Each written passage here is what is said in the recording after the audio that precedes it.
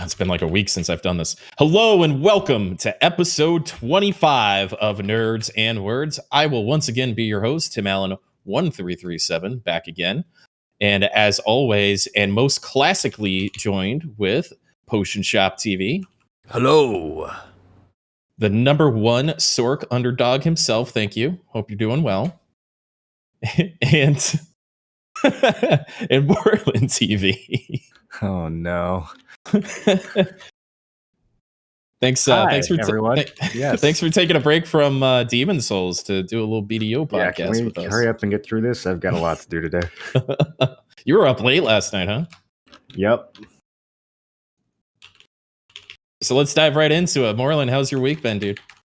Dude, the remaster's so good. It's Nice. like everything's hella crisp. I was like expecting the remaster because the Dark Souls remaster was kind of potato. They just like increased a couple textures and called it a day. The Demon Souls remaster, it's like completely remade. The new animations, it's like all new graphics. It looks like a next gen game. It feels really good. It's my first time ever playing Demon Souls, so I get to experience everything blind. It's been so fucking good so far. I didn't even realize that the consoles were coming out this week. That's how like out of touch I've been with the whole console thing. Where they're all sold out and like I don't know. I feel like there's some type of oligopoly stuff going on with them all. The fact you have to buy them from third party oligopoly. Yeah, is that a word? Yeah, it's when you don't have a monopoly, but there's only two companies, so they work together to like rig the market. So a duogopoly. Yeah, I don't know. But yeah, so I don't know. It feels so strange because I know somebody had to buy one for $1,000 instead of the regular price. It just seems kind of crazy. Oligopoly? Isn't that what I said? Yeah, more or less. Okay, yeah, that's the word I was trying to say if I said something different. But You yeah, can I always don't know. buy a Switch. You know, just saying. So I don't know. Like for me, it was like I feel like the consoles are just like everybody I know who wants one. Like your average consumer just can't get one, and everyone who buys like 30 with scripts has a whole bunch of them for some reason. Yep, that is true. They were all pretty much bought with bots. I bought someone who bought one with a bot, or I bought it from Ouch. someone who bought it with a bot. So, yeah, I don't know why they even. It's weird because they spend all this money marketing the launch and like hiring rappers to hype it up, and it's like, Yeah, no one can buy it anyways. So who gives a shit? Like, why are you guys even bothering marketing? Why don't you spend that money on manufacturing instead, so you can sell more units? Have you guys seen a BDO stream on Xbox? No, but apparently it gets 120 FPS now. It's good. I watched Sly Nation do a little Node War action, and it was pretty smooth. It was nice. It was interesting. Looked as smooth as PC, I'd say, roughly. If you get a decent one, Probably smoother than mine. probably. I actually that sad but probably true. Honestly, they've optimized it so well for console now. I feel like comparatively to PC, for some reason it didn't translate. I don't know. It was such a 2 frames per second once Awakening came out slideshow that it's weird to think that they even put it out on the last console. Yeah, But how was your week, Potion It was Shop? great before Awakening, though. I mean, Yeah, it was. It was okay. It was like 25 frames per second, which is passable, I guess, for those people. Mm-hmm. My week, taking a break from, I don't know, just streaming in general, really, to play Destiny 2. So that's been, I love Bungie as a company, and they make Destiny and Destiny 2. So I've been enjoying that. I've been spending way too much time here and not sleeping, hence why I took like a 4-hour power nap before the podcast. I've literally been doing nothing about it. It's been great. Yeah, I also took the week off of streaming. true. Oh yeah, I'm not gonna. Moreland had a nice piece about me last week, so I don't need to get in anything here. But sure.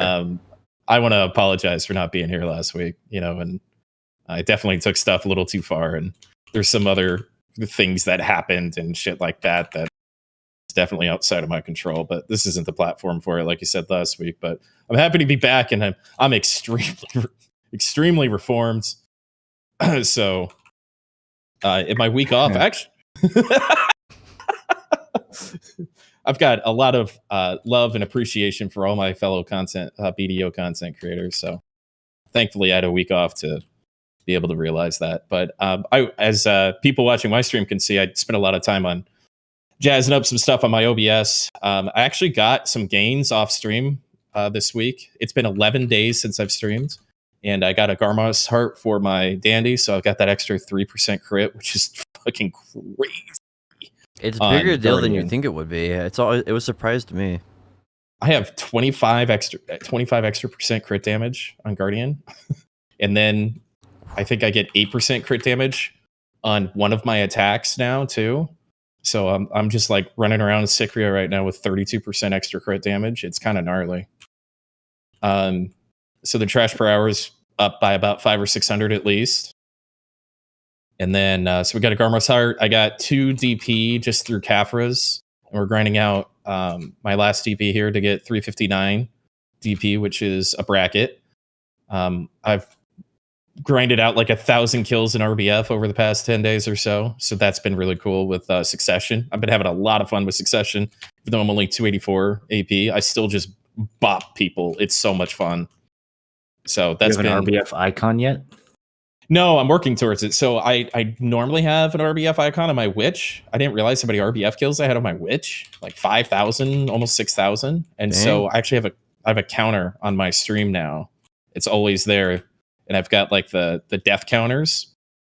And when I hit the number 8 on my keyboard, it adds to the daily counter and then the overall counter. So I can always see what my RBF kills are. Which skill is 8? Is that God Incinerator? Very funny. I also put out a couple of YouTube videos. One about drama and another one about skill add-ons and bond and stuff like that. So I had a good week. I didn't get much exercise in. I'm doing a 24-hour stream right now. So like for 2 years being partnered on Twitch, turning 33, getting unbanned, a lot of stuff happening with me right now. So after this, I'm going to go on a big health kick and stuff like that. I was doing pretty well for a couple of weeks, and then I took a week off from just about everything. But yeah, just in time for really well. American Thanksgiving to ruin it all. I'm doing really well, though. I actually really enjoyed my week off. It was just frustrating trying to download Project 99 and not being able to type in Moreland's chat for help. Yeah, that was really good content for everyone else involved, though. But not being in the podcast sucked. That was the worst part of the whole thing. So I apologize again, guys. I'm happy to be back. I had a lot of fun hanging out with Moreland and his community on Wednesday. Put on a little bit of a welcome back or welcome to not being banned anymore Tim stream on Wednesday. We all played Among Us, and he played EverQuest, and I played Star Wars Galaxies afterwards. I did a ton of Star Wars Galaxies grinding. Are you a Jedi yet? Games. No, I'm not. I'm not doing Jedi. I'm gonna make I got enough credits for a PvP set of armor and stuff. And if you just like make an annoying builds, you can hunt Jedi down pretty easily. So I'm gonna go hunt Jedi. That's what I'm gonna do. Nice. Yeah, so I'm getting pretty deep into that too. Well, sounds like you had a good week, man. It's a lot. And I focused on some more positive things. I've been very negative over the past couple of months, so I made a nice list of content creators and streamers that I like, and I sat down and thought about why I like people for, just wrote a little paragraph, and that's a little sticky in my Discord. Did you put Tinfoil by Potion Shop? Is that what you put by my name? Well, I mean, you can read it. You're in my Discord, but I basically said that even though you have the most insane theories about some stuff, that if you're respectful, you're always willing to learn and have conversations with people, and it creates some really good content. So, all right, I like it. I compared Moreland to Norm Macdonald. Yeah, I love Norm Macdonald. Yeah, that was before I knew you loved him. Anyway, so that's what I've been up to. Poster, you want to take it from there? Yeah, absolutely. So this week for Black Desert, they gave us sea crystals. There's 4 different sea crystals, and I thought this was going to be a little different than it turned out to be. Apparently, you just have one crystal slot in your boat now, and so your boat is like your piece of gear, and so you can add the crystal to your boat. You can only add one though, and they're different buffs. I mean, they're like turn speed, movement speed, stuff like that, and some of them favor like they have all the stats on them, but some of them favor like particular things. If you want to focus on a particular build, you can do that with your boat now, which is an interesting way to take boats. I don't know. I don't think it's worth it for bartering. That's kind of like my thought on it, though. I don't know. Like, I don't know who this is for, really. There's some good stuff in there. The max weight helps a lot, apparently. Yeah, it's quite a bit of weight. I think it's quite a bit of damage on the damage crystals, too. So if you're into that sort of thing. But for people who do see content, I mean, what else, other than like weight for bartering and damage for your boat, what else would you really care about? You know, there's a speed crystal, so that's there. Sure. I wonder which is ends up being better, the weight or the speed. Almost certainly the weight. Yeah, I don't think 4% speed's gonna do anything for bartering. A lot of people AFK their barters anyways, so it's all about how much they can carry per haul. Yeah, I was about to say, active bartering is probably a lot like active fishing. You just get banned for doing it.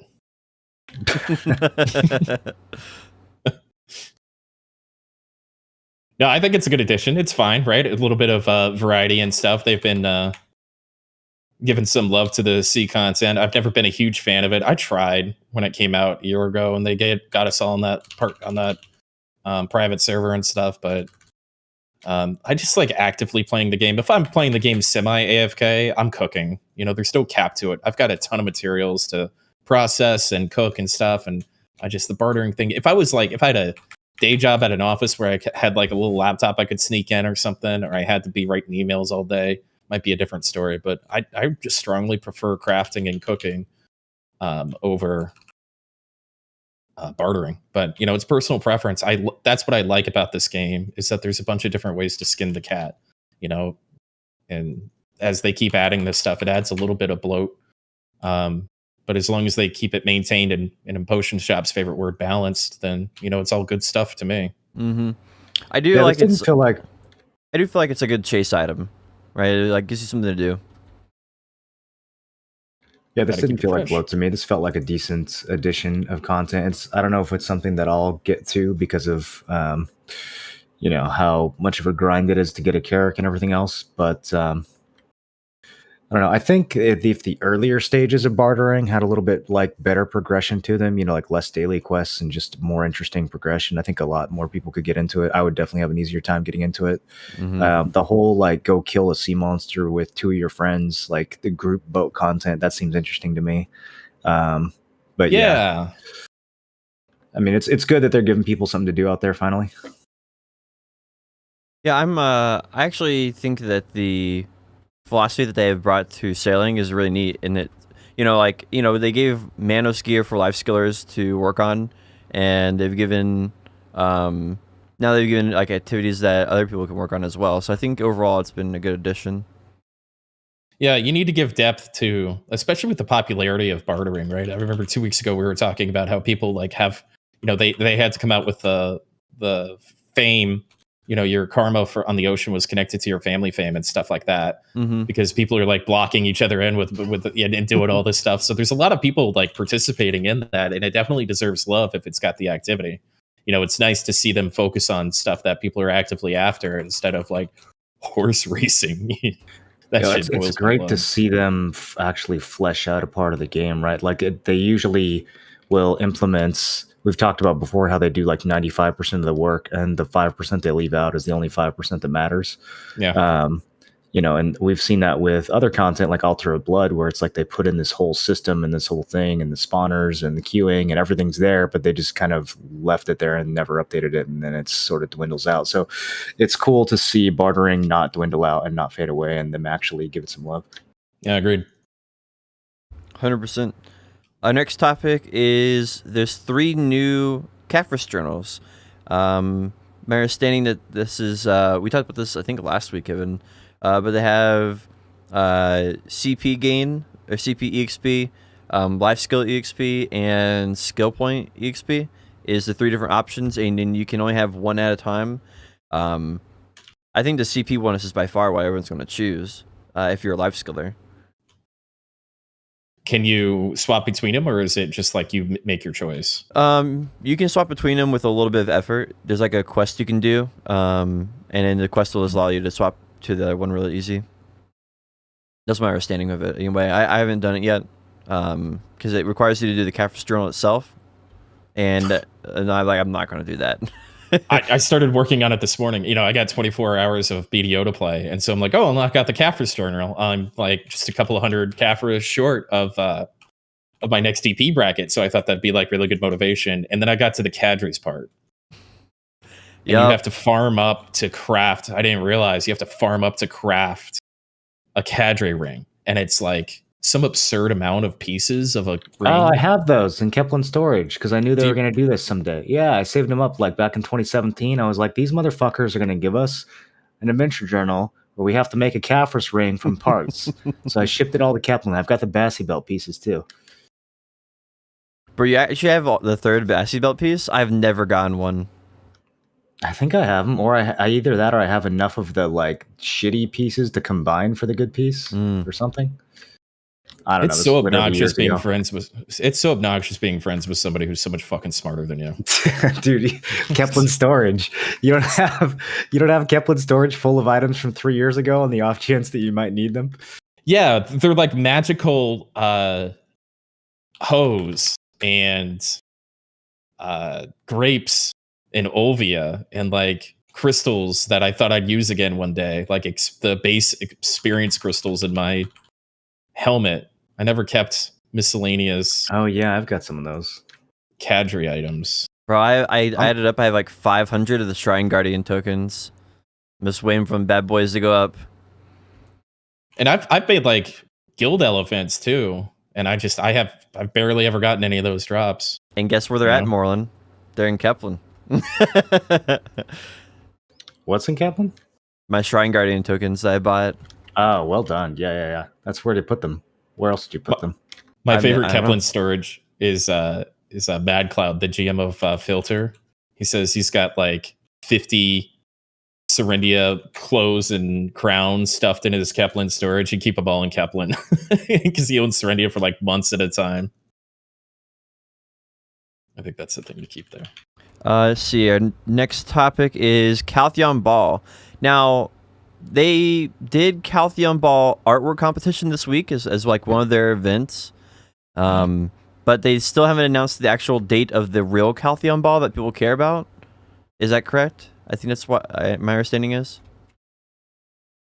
So anyway, if you want to have a chance of getting a 3080 Ti and some other sponsored content from from their providers that are sponsoring the event, you can try to get the 3080 Ti or 3080 actually is a really good deal.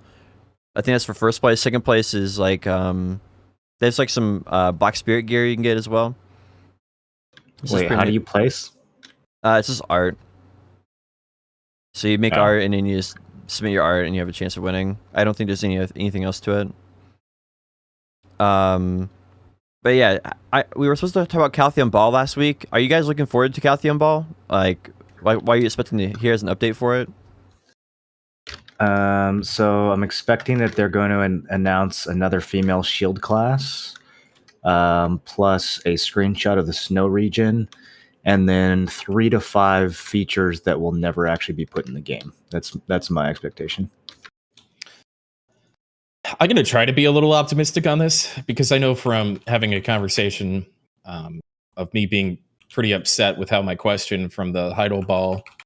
By the way, I filled that out. They were like, hey, if you have a video you want to send for the Calthion Ball, and my YouTube link is, you made me look like an asshole last time. Why the fuck would I submit another link? So I don't know if they're going to choose that. You should have just resubmitted the same video again.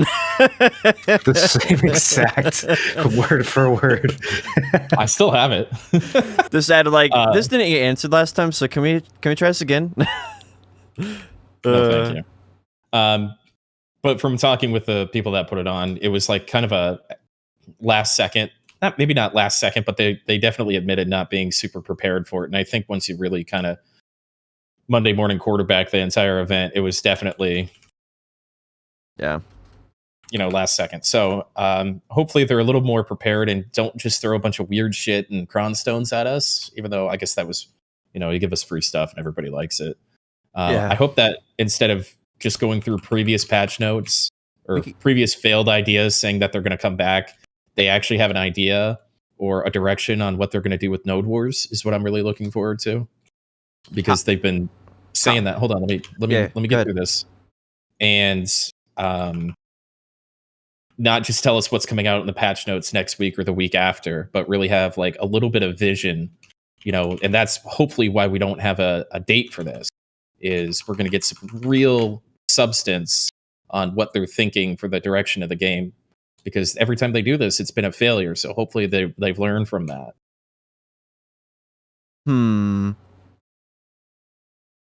Yeah, I don't know. I'm kind of, for me, I'm kind of on the same boat as Moreland. I think they're going to get an update for like a new class. That'll probably be before Christmas, just like Guardian, and it'll do a March release for a new DLC for Korea, and they'll probably detail that a little bit. And I'd like to see past there though. If they could do a long-term plan, I think that would be nice, because like that's why a lot of players want right now, is they want like a little bit of vision. Anybody who's been playing the game for a while, they did talk about that updated Node Wars plan, I don't know, a year ago now, just about. So they just fished something out, I think. I don't think that there's any substance behind that. I think they just wanted to say something, and so they're like, yeah, we're considering this. If that's real, then they'll say it again, right? But I think we will get some sort of idea on what they're thinking for a vision. Might be too big of a word, but at least where their head's at with what they're doing with Node Wars. Possibly Siege, but I think they forgot that even exists. Are they gonna delete Medaya Castle again this year, or? Right, exactly. I don't know. Like, ever since Crimson Desert was announced, I think the BDO population has been kind of like, hey, so what about this game? Like, you guys are still gonna do stuff with this game, right? Are you just gonna release a new orange item every 6 months and like a new class every 6 months and that's it? Like, so I would like to see some actual, innovation, some actual vision, like you guys said. It does feel like all the good ideas are going somewhere else in the company right now, and it's unclear like what the future of BDO has been for, I would say, pretty much all of 2020. So I would love for them to finally just come out and say like, hey, we have been working on something and we have been thinking about what we want this game to be, and that would be amazing, but I don't have any expectation that will actually occur. We've seen a little bit of that in like the ocean content recently. I feel like seen a little bit of it. I don't know why else they'd put this on. I guess they're definitely doing the class thing, right? And then maybe a teaser of the mountain area and stuff like that. But I feel like from the conversation I had with one of the guys at the company, is that they felt that it was rushed and ill prepared. So I'd be surprised if they did that again. I'm forced to think that they're going to at least to attempt to learn from their mistake from last one, or else they wouldn't have one so soon. Maybe. It kind of reminds me of like YouTube Rewind, every year they're like, hey, we heard you and we're going to do better this year. And then it's like 10 times worse. Yeah. Fair. Yeah. I'm trying to be optimistic. I'm reformed. Yes, I know. Yeah, we'll have to see. Like, obviously, hope for the best, plan for the worst type of deal. They need something, because I feel like right now, like, the reason I'm taking time off is to play Destiny is just because like Black Desert is not doing it for me right now. I need some time for myself just to recover. Yeah, we all go through it. I'm having more fun working on a website that calculates life skill, like profits and stuff, than I actually am making the profit in the game and progressing, which I think, I don't know, that kind of like, that's how I feel about the game at the moment. Like, it's just, we need something, man. You learn HTML in your free time. It's you're so bored of BDO at this point. Well, it's like at least I have a puzzle to solve. You know what I mean? It's not just the same old shit. They did finally announce Thornwood Castle, like for real, Mm-hmm. right? We're gonna get it next week or the week after or something. I mean, it's it's in Global Lab, so that's a thing. I think they gave it an actual date. I don't know if it's for us or just for Korea, but I think it's like actually coming true. So, fingers crossed for that. Yeah, I mean, fingers have been crossed all year. Yeah, before the end of the year. Let's hope that we get before the end of the year. Actually, I think it's pretty likely we get before the end of the year. I think it's good. I think getting a new class before the end of the year is probably not going to happen though. But I think I don't know. I think that the getting a new Thorin Castle might be possible. What do you think the next season is going to look like? Because this season's about to end, right? Good question. That's a really good question. Huh. Well, my guess originally was that they're going to do the new class and release it with the new season because the timelines line up perfectly for like when they're expecting to announce it, when the season starts is like December 9th or something like that. Like it just lines up too perfectly. So I don't know. I kind of figured they're going to do a new class with it, but I don't know what else they could do. I don't think they can do a new class for 3 months. I hope they don't. It's just not fun to play every 3 months. Like, I mean, I don't know. I don't know if I want to. It's just not sustainable either. Like, do we really want to have like 40 classes by the end of next year? I mean, it's just, especially with now that we have an awakening and a succession for each class, I don't think it's sustainable at all. They would just end up making the same classes over and over again, I think. Which wizard? Yeah, I mean, like if this paladin data mine is legit, I'm really curious how they're going to distinguish it from Guardian and Valkyrie. I mean, like how many more big tanky shield ladies can we really have in this game that are actually going to feel different to play in both Awakening and main hand? Well, Valkyrie has a wheelchair, right? Guardian has thick thighs, and this one will have a tower shield. Yeah, they're not going to get the same shield as the other ones, right? I guess there's no way they're going to do that. They need to make that Caphras money or that crown money. Different. They're very different, Moreland. Come on. I just hope that the Paladin has a PA. I'm still hoping that it's like the anti-Paladin, a little bit more of a Necromancer thing or debuffs or something like that. I think there's still possibly hope for it, but I don't know. Even if it was like the perfect, in my mind, if it was the perfect class that I wanted for this game, I still don't want another class in this game right now. That seems like maybe in a year, I'd be ready for another class or something. They still really need to flesh out and maybe expand upon the new territory that just came out. Feels like a weird time to even be talking about or teasing about a new class, but I guess they technically haven't since it's just been data mine stuff. Yeah, but I mean, even the fact that they're thinking about that at this time and not just like super early development on it, I think it's just kind of crazy. Like it's for sure already developing the next 2 classes. Yeah. Like that's just normal for a there's company. There's never a time where there's not at least 2 classes in development behind the scenes for this game. But it's like we said, it would be cool if they if they could just think a little bigger than that or a little bit outside the box. I might have to re-download Global Labs and check out Thornwood if it's queuable or playable or whatever. Because I think so much about this game right now for me is hanging on, the guild I'm in, I can only make 1 node war a week, and that's my night off. So I'm not even really making that node war. And working in for Siege is not always fun or possible. And so I'm really kind of starved for some PvP content outside of just going in and casting Mutilation on a group of people in RBF. So I'm really hoping that this resembles something, this Thornwood resembles something that's, like Hellgates, like we've talked about, or Destiny 2. The amount of time, which it sounds like it's going to be something like Destiny, which would be cool, definitely. Yeah, but you guys were talking about this last week, and the one word that you were really kind of missing when you guys were discussing it last week on how to deal with gear and where your gear does or doesn't work is squish. Gear squish needs to happen, right? You can't have Devios coming through that gate and having any sort of a chance of getting anything done, right? So there needs to be some cap where they decide where everybody performs fairly well in Thornwood, and then gear squish outside of that for an extra 10 to 20% or whatever. So everybody's got a chance, but you still get a palpable, difference in your progression.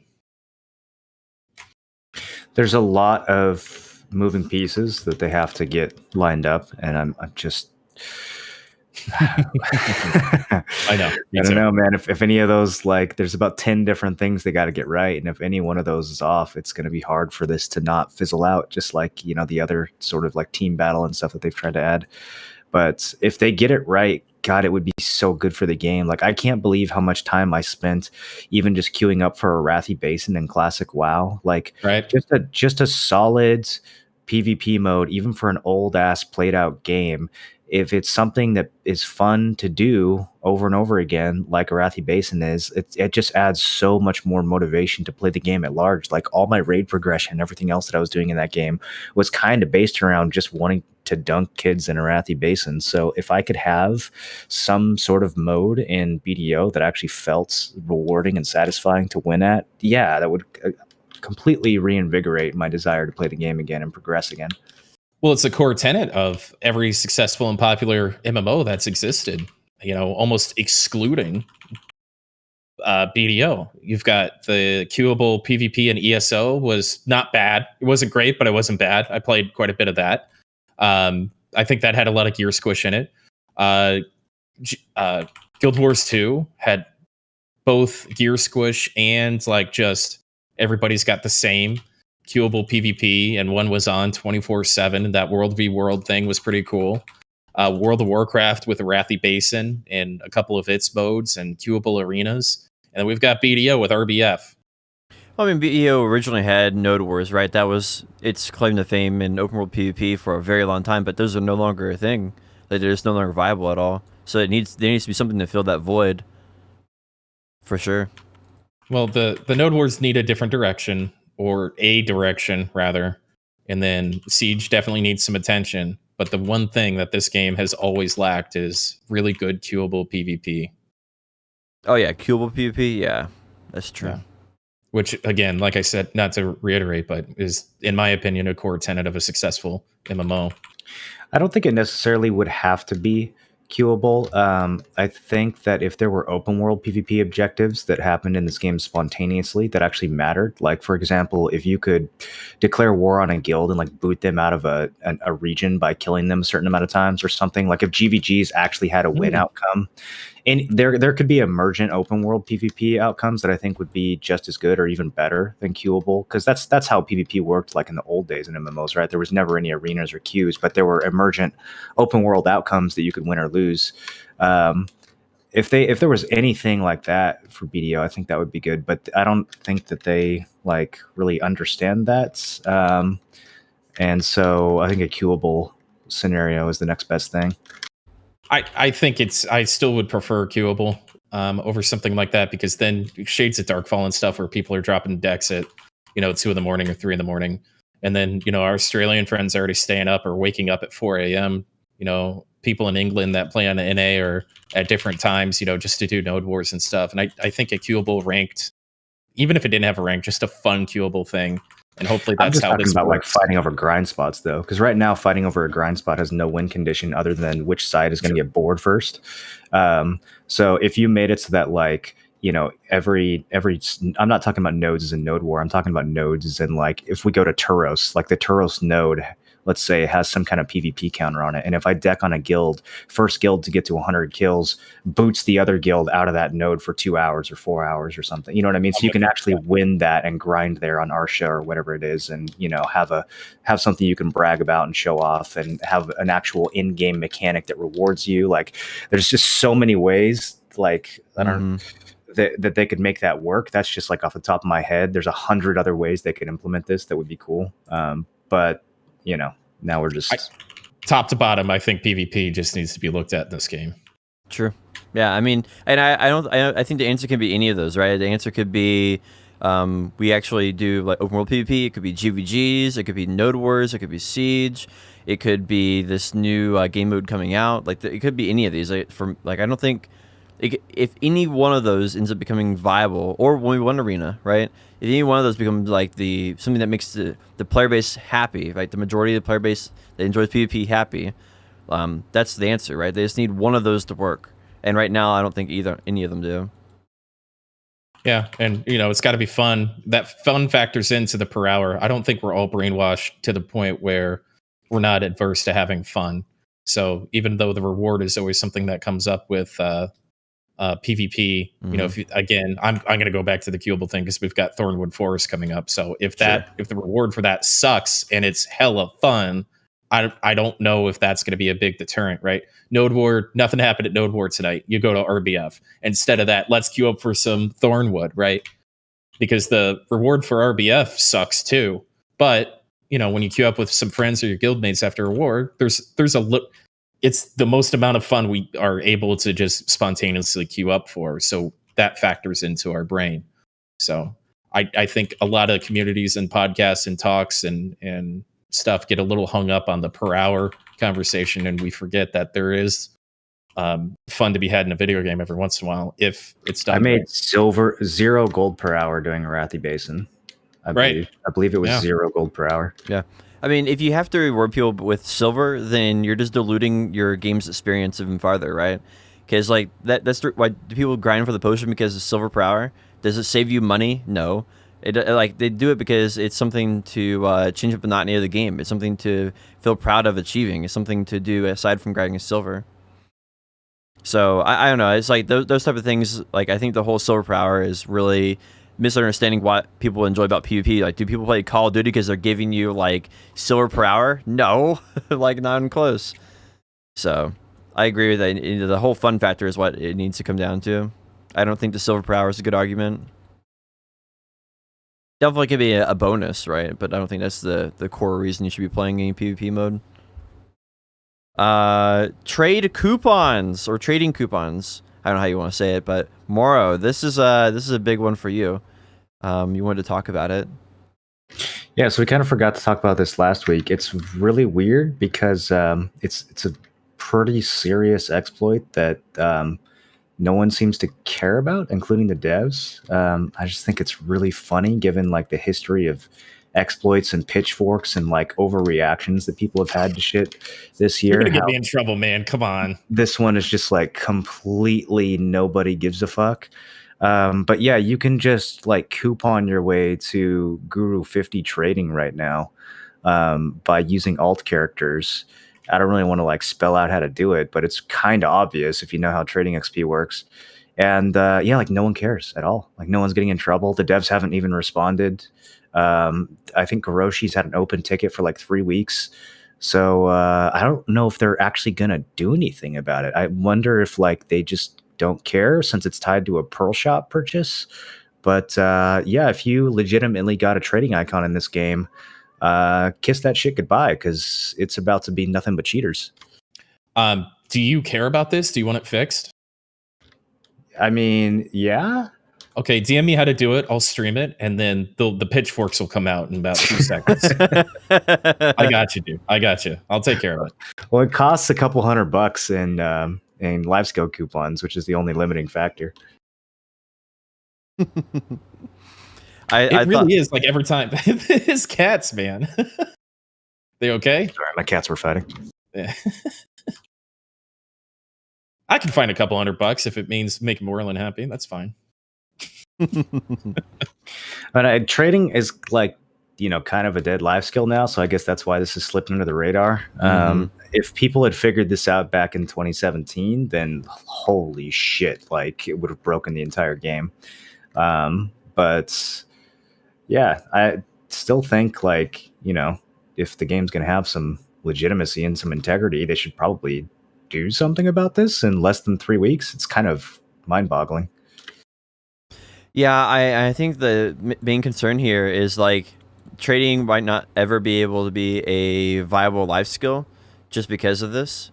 Like if they ever do bring trading back, then there's going to be a bunch of people who have these artificially inflated trade levels, and like you literally cannot get that high of a trade level playing the game legitimately. It would take you, not exaggerating, hundreds of years to get that much trading XP playing the game legit. So if they don't address this, then they're basically dooming trading forever. Have you brought this up in the partner Discord? Yeah, it's been very brought up very loudly by a number of people in the partner Discord. Now, And it's like, we've informed the devs, and then a week later, have you guys heard anything? We're still waiting to hear back. Was there anything from them saying that like you shouldn't do it, like there was with the IDC and payout thing?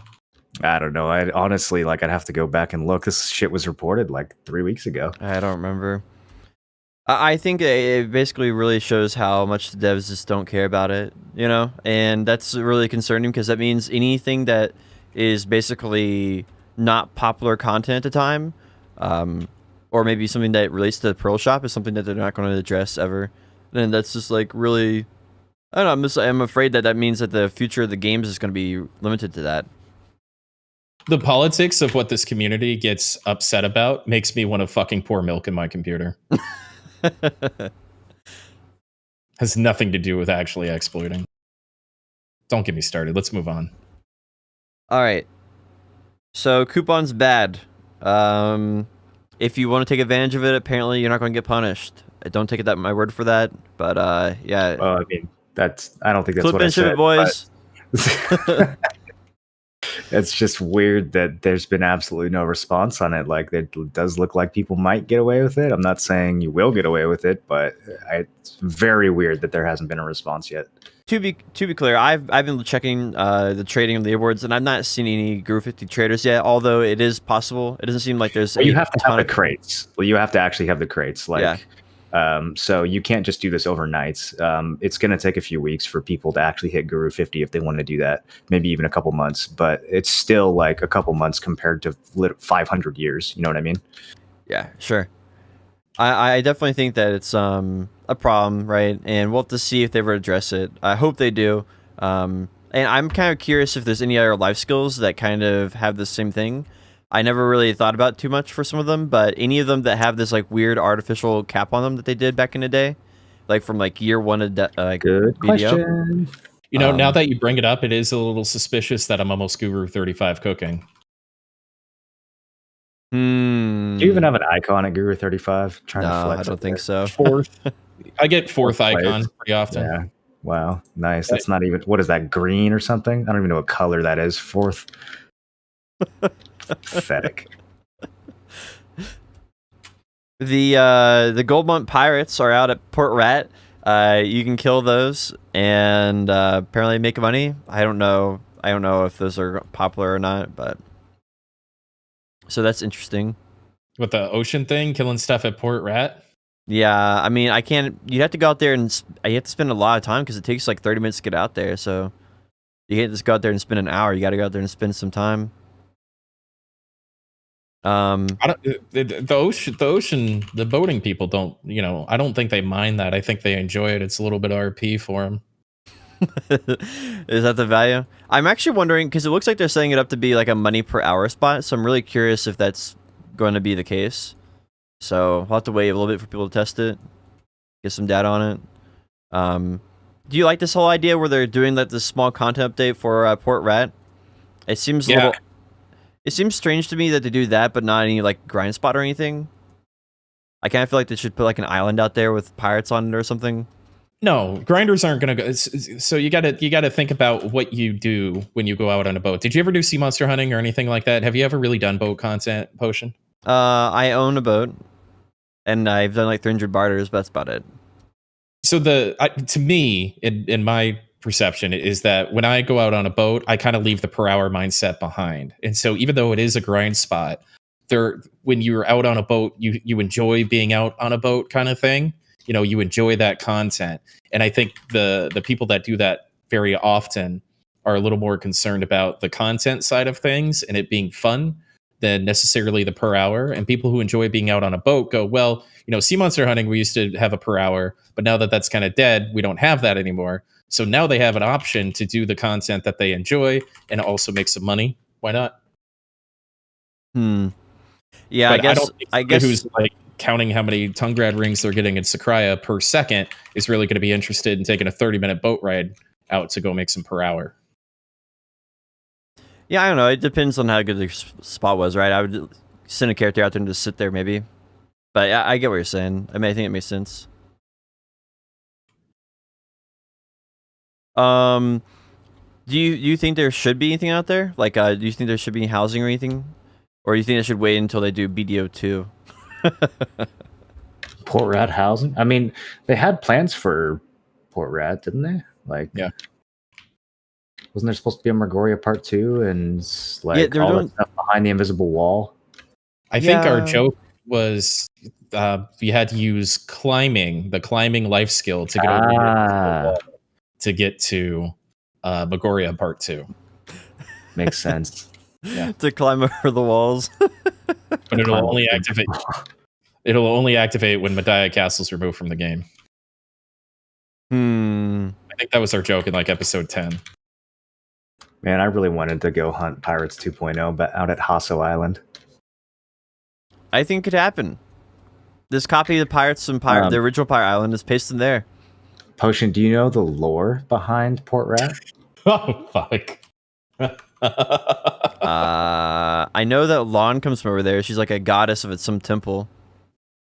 And really, Lon? I thought Musta and Maewa came from there. Is it Lon too? Yeah, there's a whole bunch of them. I think basically all the Asian-looking characters come from over there. Whoa. Please stop. No, Don't. well that's actually the lore though. Like that's Why? Just because they're on the other side of the ocean? they all of them over there are Oriental. Like that's what all of them are. Whoa. Have you Don't ever do been this. to Port Rat? Don't do this. Like every region has a theme to it. I just got unbanned. It's my first stream back. Can we do this next week? Please. Please. They're watching me.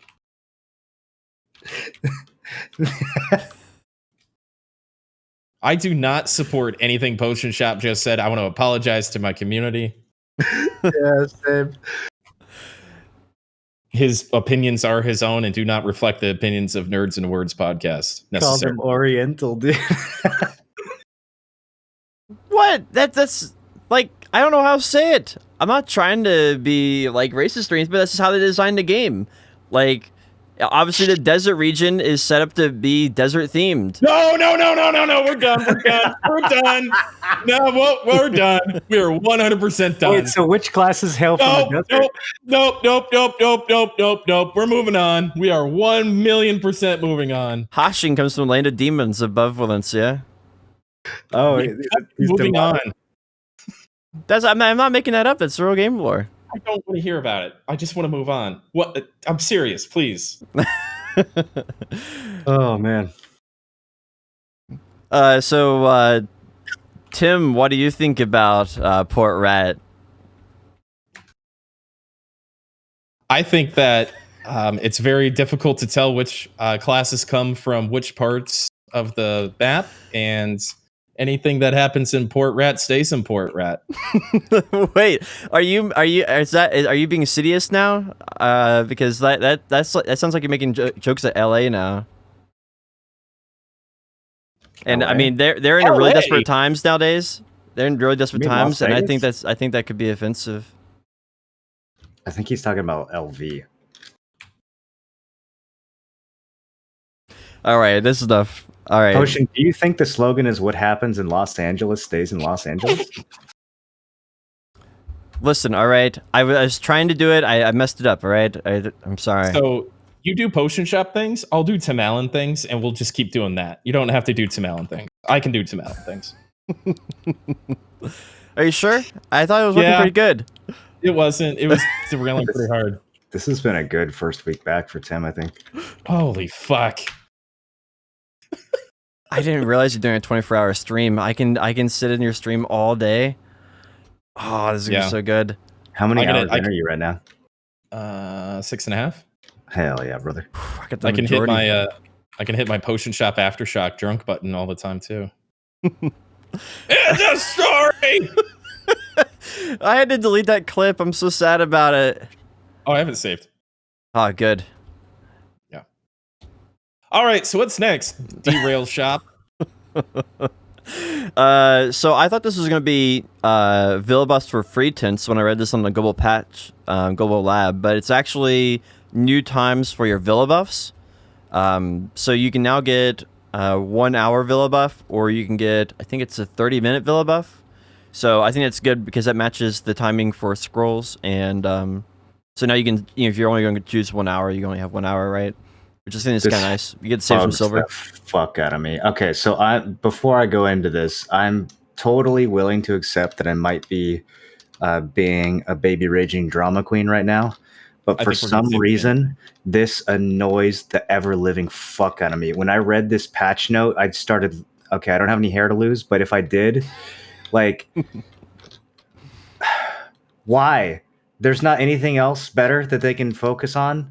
It literally doesn't matter at all. And not only does it not matter, I have to scroll now when I'm taking my Villa buffs when I have 16 stars in mobs hitting me, and my UI closes itself even though I have the don't close the UI option checked. And so it's impossible to take my Villa buffs while I'm in the middle of my rotation. And I have to put my tent further out, or I have to kill the pole first. All right, biohack. Thank you. I actually did not know. I haven't tried it yet. Just me. So I was not aware that you had to actually scroll for it. I think the scrolling thing is crazy. I think it's very bad. For me, I wish that they made them 65-minute buffs. So, like, if I forget to pop a scroll right afterwards or something, I end up finishing most of my scrolls like a minute or two without buffs. And it'd be nice to have just a little bit of flexibility there. I think they should do it every 5 minutes. So there should be a 5-minute scroll, a 10-minute scroll, a 15-minute scroll, a 20-minute scroll, and it should go all the way up to probably 600, 700 minutes. And every single one of them should have a 5-minute interval, and they should all be priced accordingly. I think that would be a good use of the devs' time and a feature that a lot of players would really find valuable. You're saucy today. I mean, I think the idea of having these times is better. Maybe they should have replaced the old times with 30 minutes, 1 hour, and 9 hours. Maybe that would have been a better option or something. The scrolling thing should not be the answer. Or you can just buy a 90-minute buff like everyone else when you only plan on doing an hour, because it costs there's a fucking 100k silver difference, and it literally doesn't matter. And holy shit, I can't believe that there's something else they couldn't have fixed instead. I mean, they have 30-minute scrolls. I'd pop I just grind for 90 minutes. And then the last 2 minutes of my hour and a half grind or last 30 seconds, if I was really paying attention, didn't have Villa buffs, and it was fine. But now I have to scroll. I think it wouldn't bother me if that. I think what I'm really upset about is the fact that this button to not close my UI when taking damage still doesn't work after 4.5 years, and every single time my map closes or my Villa buffs or whatever else I'm trying to do closes when I get hit. It's just god damn it, dude. It still doesn't work. And then people in chat, what makes it worse is the chat, dude, because then they're like, oh, why don't you just go into your options and turn on the thing that makes it so that it doesn't close when you take damage? Idiot streamer. I cannot say the number of times it's happened to me, bro. They're like, just do it. I'm like, it doesn't work. It doesn't work. All right. So hot take. It stars in on cliff rotation. The cliff kind of dies off to the side where literally everybody puts their horse in their tents. There's only 1 or 2 spots to put a tent, but you can do it over there. And then in Sakraya, there's a vendor where there's no mobs whatsoever. They all leash by the time you get there, and you can put your tent there. So I don't really run into that problem because I go where the mobs aren't at various different places. That's a waste of time. I put my tent right on top of the first crystal. If you're destined to hang, you'll never drown, my friend. I press the button, I hit the Villa buff, and I press spacebar, and it takes 0.1 seconds, and I've gotten very good at it, and now I have to scroll, and I'm molding. That's it. That's all I have to say. Yeah, it is about the small time efficiency type stuff. I agree with that. I didn't see the scrolling thing coming in. You caught me off guard on that one. How do you load an auto path once you've saved it? I have no idea. You have to set another auto path and click your old button, I think. I think that's how it works. Unless there's a That just hotkey. saves over it. Oh, that's a good point. You could also kill the mobs first. I could. Yeah. Yeah, but then I want to have the Villa buff efficiency. All right. You just And there's clear always back like and- one last mob you forget, and he's Yeah, I was like, gonna say sometimes like the mobs, dribble in. There's like one that's late or something. yeah, that's always what happens to me. It's like Or one at the little beginning mob. of the rotation, like before I've pulled anything. You clear one pack, and then you put the tent down, and then you get your buffs, and then you pop your scroll and move on. Or they make the option to not close your UI when you get hit. They make that work. That's another solution. Just throwing it out. There's multiple solutions to this If you problem. not know where it was, go open up your menu.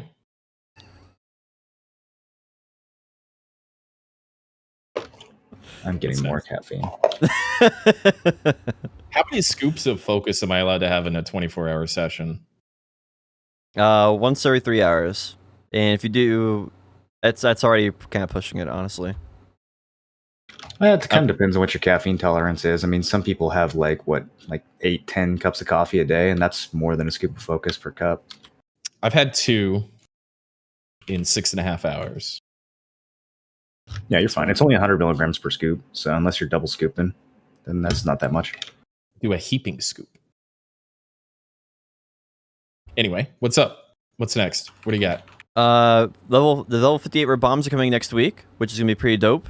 That's gonna be the third bomb of every class. They put that in the patch notes, so we'll be getting that next week. Unless I misunderstood that, they said we'll be getting that next week. So I'm looking forward to that. Someone look up. Did they nerf them? Are they still good? The my bombs got gutted hard, bad, real bad.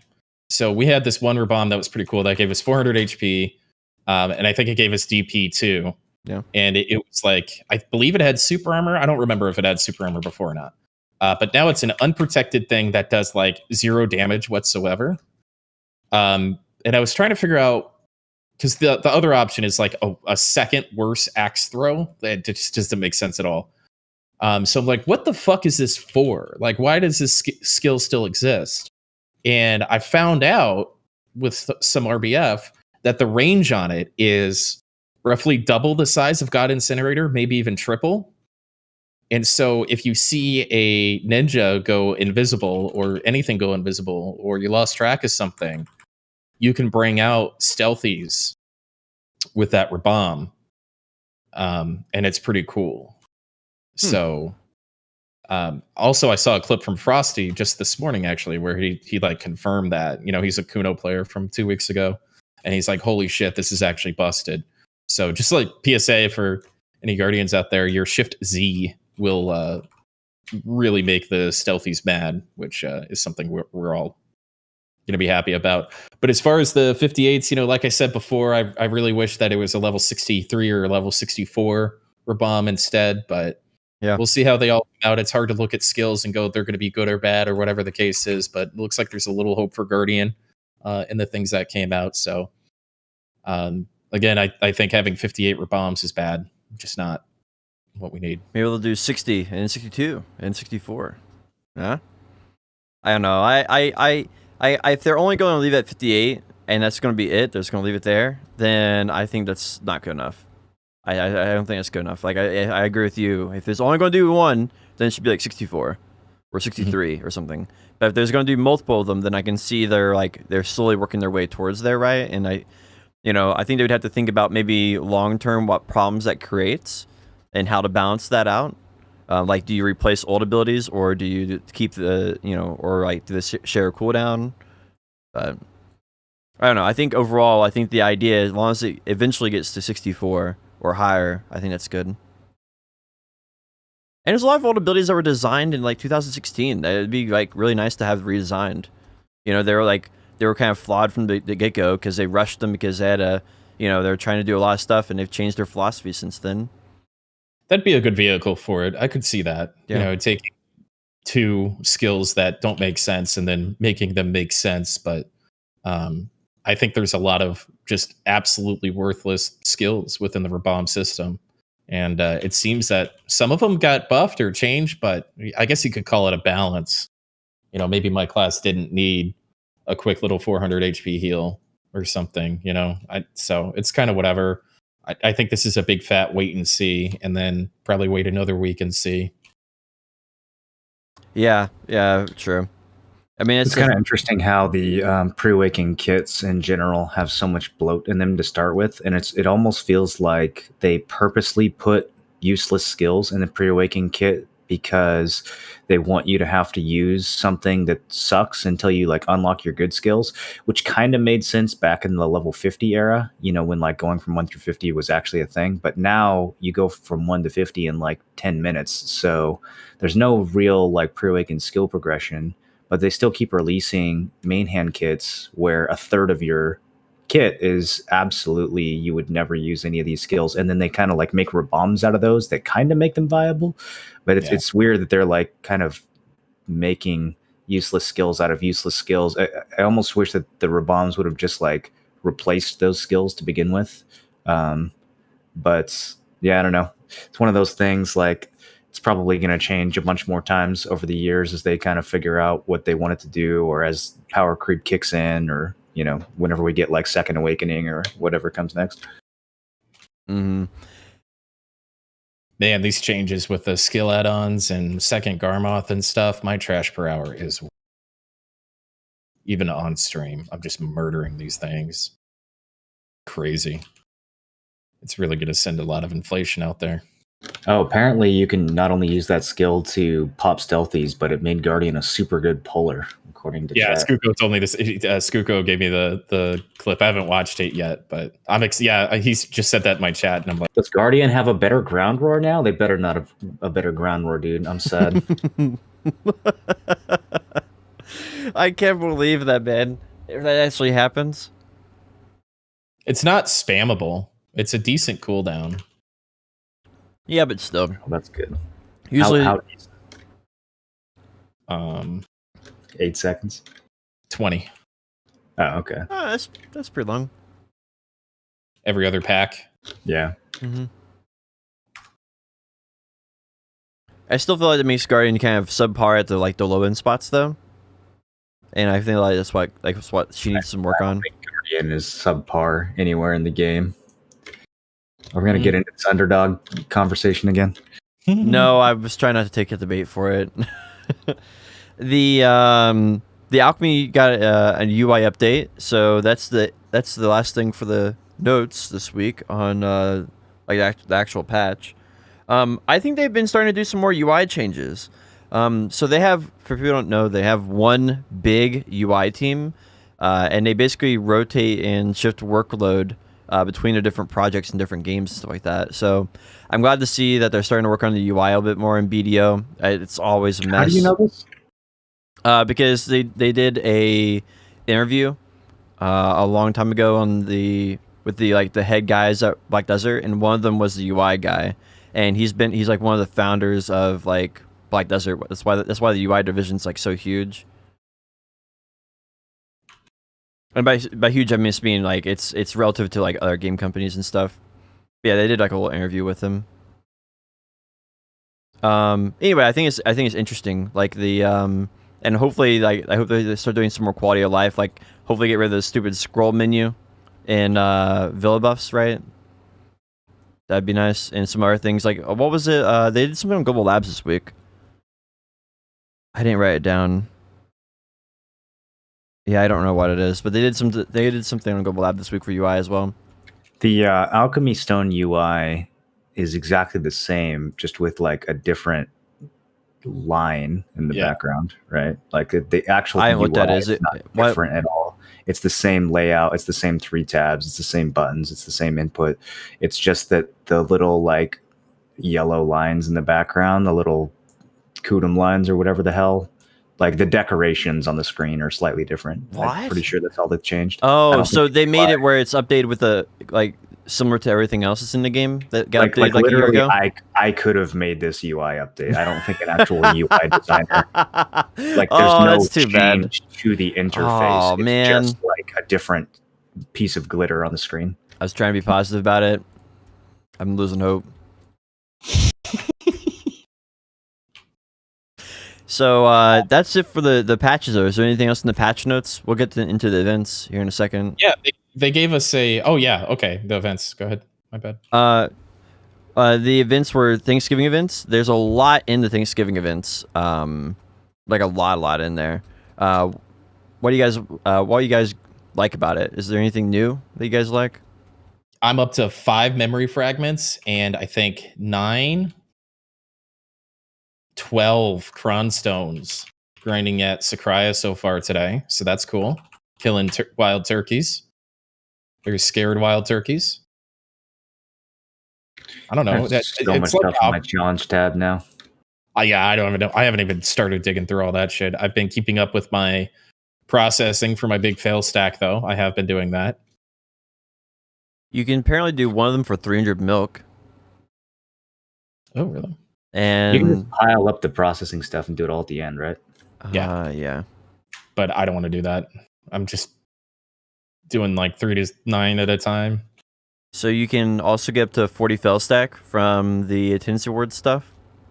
It looks like. Yeah, you can get the 40 fail stack, or you can get like 300 milk times 8, right? Mm-hmm. Which I don't know. I mean, it just depends on what you do in the game, I guess. Yeah, I'll take the milk. So this negative 50% drop rate buff is kind of, or debuff is kind of weird. Wait, what? It's not working properly? No, I'm getting 50% less Dungrads, man. Uh-oh. Wait, are you talking about the bug that they had a while back and that they fixed and it didn't the drop rate now? I can't tell if this is bait or not. The compensation for it was negative 50% drop rate because things were dropping at Histria too much, and so they're taking drop rate away from us for 2 weeks. Ask your chat; it's true. I thought they buffed drop rate for 2 weeks to compensate for it being bugged. Oh, is that what it is? Yeah. Then why am I getting less loot? You're just getting lucky. Have you counted your Blackstones instead of your Tungrads? Dude, my BMCs are going down too, actually. What about your Blackstones? I don't know. I just threw those in the trash. But no, okay, so seriously, let's... Yeah, I thought it was 50% drop rate bonus for 2 weeks. I didn't realize you were going to take that so seriously. Sorry, man. I'm so kind of weird confused that like one mob wasn't dropping loot, so now everybody gets a 2 week 50% buff or whatever. Oh, I can tell you why they're doing that. That's just an excuse. They might have even made that up. It's just because Shadowlands. They wanted to get something to get people interested in the game. So Shadowlands is on the way, so they just made up some lie and gave us 50% drop rate. That's my tinfoil on it. Not a very. Wait, when did Shadowlands come out? End of the month. So they're trying to get people into the game as much as possible to ignore it. I think it's the 23rd. So the grind buff will end right as Shadowlands comes out. That's nice of them. Oh, that's the one they're going to have the big update. I'm sure they're going to do something silly with it. That or they're trying to make all the money as possible beforehand. That's also a thing. I think Odalito was supposed to be that, dude. I don't think they have any more tricks up the sleeve. I think people are just go play Shadowlands. Well, I mean, that's why they're doing drop rate, right? Because I don't think they have... I agree with you. I don't think they have any more tricks up their sleeve. I have a theory. I think that they patched something in the game and it broke one of the mobs in Histria, and they had no idea how to properly compensate in a way that wouldn't make a group of people upset. So they just gave everybody a really cool buff to try to smooth it over and not put the spotlight on their fuck ups yet again. And then the people who actually grinded there got packages to further compensate. Yeah, I could see that. It might be. I mean, what kind of thing would bug it, though? Maybe you know what they did 2 weeks ago? On Global Lab, roughly about 2 weeks ago, they added new mechanics to History and Aukman. So maybe that's what it was. Maybe they added those mechanics and messed up the drop rate. They said it was Kelquish or something, I think is what it was. Yeah. You know what I think it is I heard that Fresh got a new account, and I think he's back to manipulating some packets, dude. I think that's what this is. Yeah, manipulating Calquiche packets. Classic. Classic fresh. Yep. How could he? You know, I thought he would have had enough when it came to Node Wars, and then they had to ban him for Node Wars and everything, and then get Tim in trouble, and it's like, oh man, and now it's just all over again. He did it, but it was all my idea. Oh, I don't really see. understand. So just one mob in Histria had bugged loot for some amount of time, and like, how did we even find out about this? Was this like a big thing? No, It wasn't even. I don't think anybody knew about it. I mean, people just assumed that was the regular drop rate. And they just said it's bugged, and here's a drop rate event. Yeah, Did it have something to do with autumn leaves or something? I don't know. Well, what's crazy to me is like, all right, they do this, and it's a 2-week event, right? 2-week event, and then we have Odalita, and they give us 1 week. We have to do this voting system for it, and then we get 1 week of 50% drop rate. So we got a longer drop rate bonus for compensation than we did actually for Odalita, which Apparently people did know, and Calquiche wasn't even dropping trash loot, according to my chat.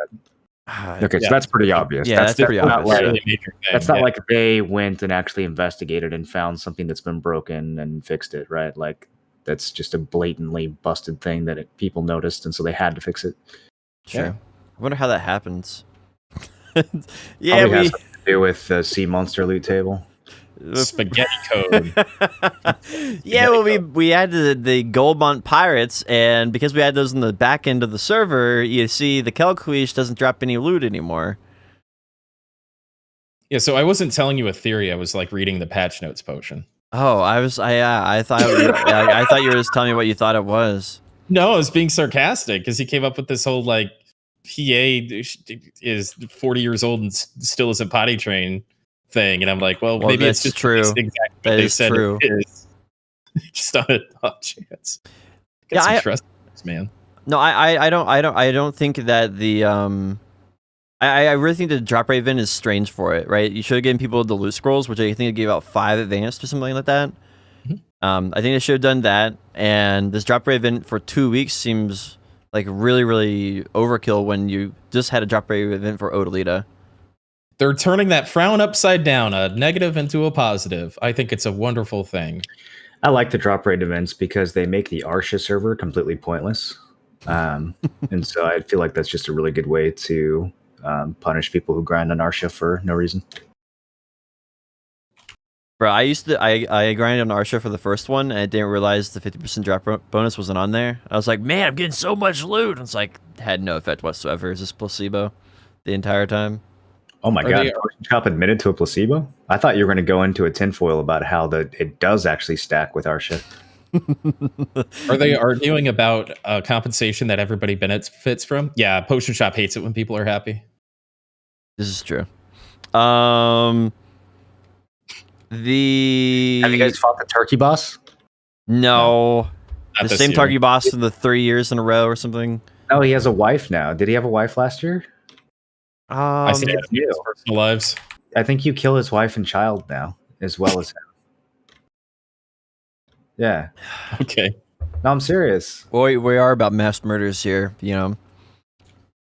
After I annihilate the Saucon population and the Vogan population and the moving on. It is a little sad, yeah. My chat was saying, pardon Arn Targargo. I think it's time that we co-op with Targargo to defeat Zarka instead of murdering him and his family every year. It's getting a little sad, to be honest. I think we need to flip the script a little bit. Next year, I want a summonable Targargo that fights alongside me like a wizard pet, and we shall defeat Zarka together. I think that'd be a wholesome Thanksgiving event. I think, we could tame him as a pet, and then you get him as a pet, and you can put him together with the dragon pet from Garmoth.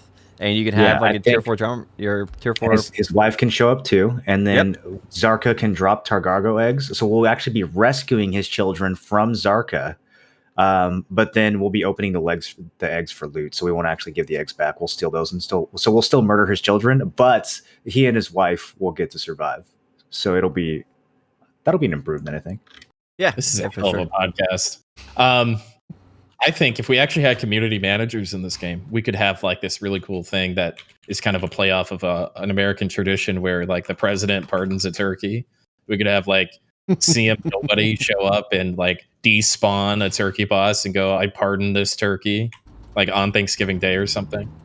Yeah. Everybody gets loot just for being like online in the game. Yeah, you just walk up and there's just a treasure chest instead of the turkey, and the turkey is free. Aw, we should do that. That would actually be wholesome. No, that would be wholesome.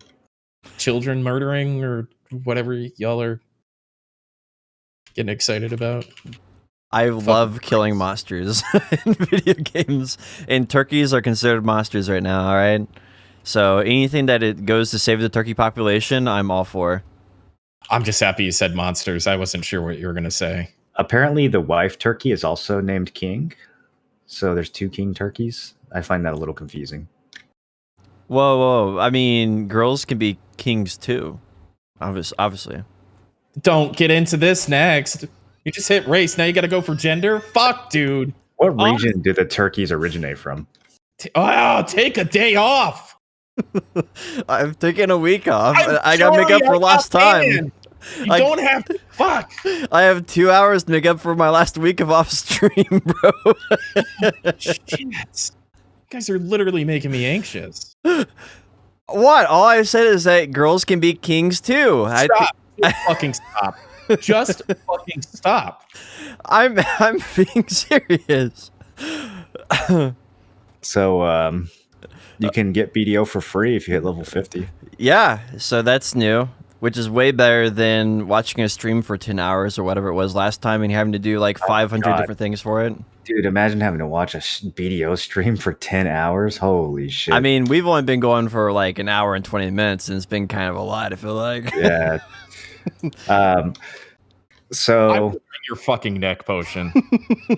how many people do you think play this game to level 50 and aren't willing to spend like the $5 or $10 or whatever until an event like this comes out? Do you think there's a pretty sizable chunk of people who are like, yeah, I played all the way to level 50, but $10? I think I have the exact number. It's about, well, maybe not exact, approximate number. At 400 to 700 is how many people are willing to do that, and they're all botters who get banned on like a bi-weekly basis, and they just have all these accounts in reserve, and they sell them on player auctions and use them for the secondary bot accounts when they get banned. That's kind of what I was wondering. Like, it seems like maybe the numbers are getting inflated by people who are sort of using these events in unsavory ways, and so perhaps Pearl Abyss thinks that there's actual people doing this.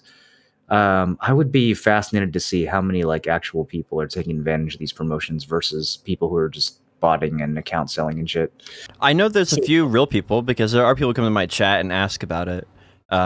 But I think 50% of people who come in my chat and ask about it are the people who are botting and wondering when the next one will happen. No, I'm sure there's like wholesome actual people that get involved in this, but the marketing department obviously doesn't play BDO, and that's fine. I assume a lot of marketing departments don't necessarily have the knowledge of the product specifically that they sell. I could see how that's a thing. So bad decision right there. Unfortunately, the people in charge, I always feel like whenever we talk to Pearl Abyss or need to talk to Pearl Abyss about video game stuff, it's like talking to your mom about video game stuff. You know, it's like, hey, could you fix this thing in my video game? And they're like, Tim, come on, we'll get to it. Come on, come on, let's go to the grocery store. Like, that's how I feel like this is being treated. Like, it's a company that really does something else, but they also like do video games sometimes. But yeah, I don't think it's just every single time the game is free, it just brings a bunch of exploiters and hackers and speed hackers, and their shies flying in the battle arena skies with trade icons on their head. And you know, the only real person I know who's really excited about this is Fresh.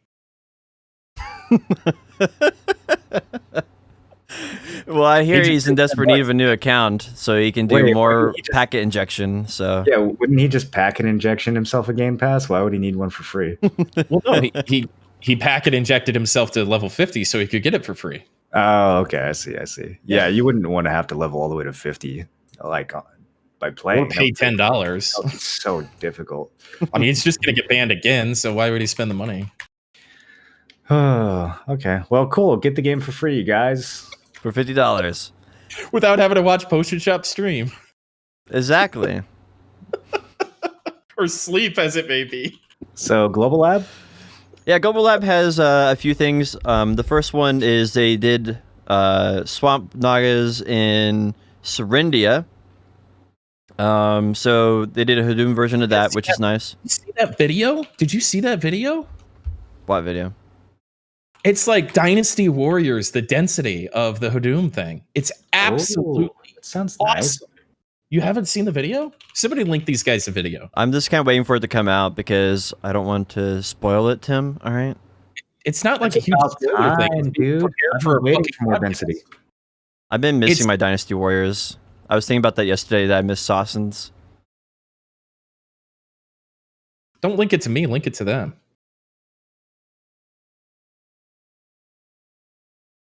Why do you think that they have the 10 mob cap for polls? Do you think that it's more of a gameplay thing, like a balancing thing, or do you think it's more of a performance thing? Like if people's PCs could handle pulling 100 mobs at once, do you think they would rebalance the loot and do that, or do you think they would keep it the way it is just for like design reasons? I think the original reason was for balance. I think another thing is that there's servers. Every time you pull a mob, it probably takes more resources than if you just have like regular stuff. It's not that bad like an Altar of Blood when a bunch of mobs stack up, right? Like, what do you guys think the most mobs you've seen stacking up in Altar of Blood is? It's probably a lot more than 10. I think it's just an archaic MMO mechanic that just got entered into the game, whether it makes sense or not. I don't think there was like any thought behind it or anything. That makes a lot of sense, honestly. Because, I mean, you think about World of Warcraft has like the same type of thing. And the reason they did that originally is because of servers and stuff. You know? Star Wars Galaxies actually doesn't have, like the leash is like 2 miles, like literally or 200 meters. And there is no cap on how many mobs it can pull. And it's fucking great. But then when you have like, it's probably for balancing reasons. Because think about like, I don't know, if you could do all of history of main rotation in one pull because you had a bunch of gear, now you're probably making 400 mil an hour because that's not how it was intended to be grinded, kind of thing. So as like power creep happens, if you don't have a cap on mobs, then they're not going to be able to like balance out grind spots appropriately. Yeah, there's a lot of spots like Sawsons that would just become insane overnight if you could do that. Because you just... Did somebody step on your toe? Is that why you said Sawsons? I don't understand the reference. I can't believe you brought up Sawsons. High density. Sawsons would be insane if you could pull all of Sawsons in one pull. Yeah, I think Sawsons and Polyforce would both be very insane. What people would do is you would, instead of doing run rotation, you go on like a horse and just leave your horse out there and just tank it forever. And because you could do that or have an ult account out there just sitting like a low level ult account with like high DP. I kind of think it's the opposite because you can just one-shot everything as you're running through it at Sawsons and Polys. What would get out of control is spots like Star's End. If you could pull an entire Star's End rotation and AoE it all down together, that would be fucking crazy because it actually takes a second to kill those mobs. At places like Polys, you just kill the mobs as you're running through anyways. You would actually lose efficiency by grouping them up because they could have just already been dead by the time they walked that far. Oh, that's a good point. It's in PvP too. You can only hit 10 people in PvP as well. Well, there's part of damage anyways on skills. They could easily separate that. I will say that I don't think they'll ever do that because some abilities right now have a hit limit on them, and if they ever did that, some classes would just be way overpowered because they have no hit cap. You can hit like 50 enemies at the same time, while others only can hit like 7 or 5 or 10 or something like that. So I think that would be another limitation that would they'd have to balance around if they made it uncapped. Anyway, so if Hadoom servers are really supposed to be like that with like this insane spawn rate, it's going to be pretty cool. But I would like some Dynasty Warriors for sure. I can definitely get behind that. Somebody in chat said it was a spawn rate bug or something. I hope that's not the case because it would be something really cool and different. Unfortunate. I've always thought that this game would be a lot more fun to grind if there was like an infinite wave mode or something. Like imagine being able to do Altar of Blood, but just like grind spot instead of have it be, an event. Like if there was just 3 portals that threw mobs at you and you just stood there, kind of like how Hex Sanctuary the new Hex Sanctuary works. I find that for whatever reason, just like a lot more fun than running in a big circle, like standing there and having mobs spawn around you and surround you and having to AoE them all down. I don't know. It just seems like I feel like I'm more engaged. I would like something like that. I personally like a little bit of mobility, not like a whole lot. I like the Dynasty Warrior, like this hundreds of mobs pouring at me and stuff. I think that's really fun. Like always having a Black Spirit Rage. Because you're gonna plug through it, right? Because you always have it up. I don't know. What do you guys like? What do you guys think they should do to make like the Hex Sanctuary type Grand Spot better? I personally would like to have like 3 of them, maybe. Here's what I think. Imagine the Hex Sanctuary, but every wave that spawns is like 3% stronger and drops 3% more loot.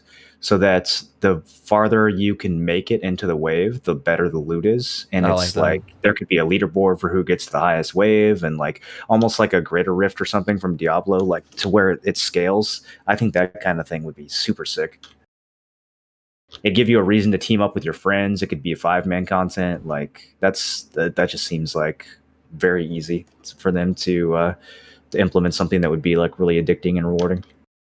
Or that would be actually that's a really, really solid idea. I think the only thing is that the hack you'd have XXX 33 not a bot would be on the leaderboard, just because they'd have like just do that, right? It'd be the names that are on your pins, right? Yeah, exactly. Like 3 or 4 of my pins are made by bots. It might actually make like tanking a thing too. If the waves got like really, really strong and you were forced to have one person in the group that actually like taunted or aggroed everything to take the hits. I don't know. There's a lot of stuff they could do with it. Yeah, because otherwise you get one shot. Yeah, I think there's some. Yeah, I agree. I think there's some cool things they could do. I just want to see like more variety in Grand Spots. If that makes sense. Like just more diversity. I feel like this whole mentality where they have to place mobs, you go in a circle. Like I like the idea of a grind spot, but like Miramok is very different, and I like that. Hex Sanctuary is very different, and I like that. Oddly enough, the Warground grind spot is actually, if they balanced it properly, would be very different and also very cool. That Warground grind spot is sleeper OP, by the way. People just don't know how to do it. Have you checked out Ortolito? Otelita. There's a place called Turos that has costumes that drop and a thing to make a piece of armor into a different piece of armor. And you can only pull like 3 or 6 mobs at a time, and they're very tanky. Oh, and speaking of which, happens, and then you just reminded me to check my market, and my Flame of Despair is here. Thanks, Tim. Hey, there you go. Congrats, buddy. Wow. Oh, and I got 100 Kaffir stones. Look at us. Look at us now. Who would have thought, huh? And so I think you're missing out because you don't have any DP or friends or whatever on a lot of the different grind spot mentalities that have been introduced into Ortolito. I've grinded Tauros more than you. He's got you on that one. Have you done golems? Olin Valley? Yeah. I could do it. I'm a little low DP for that. I do think it's good, but the money's not really there. I think it needs to be a little bit better money wise. Valley, the one where you get like one shotted and your DP doesn't matter? Don't you just have to dodge, or is that the other one? You need it. I'm thinking of Crypt, right? Olin Valley 300. It does one shot you, but there's some like smaller basic attacks that you have to be able to tank, and that's really the where their DP comes in.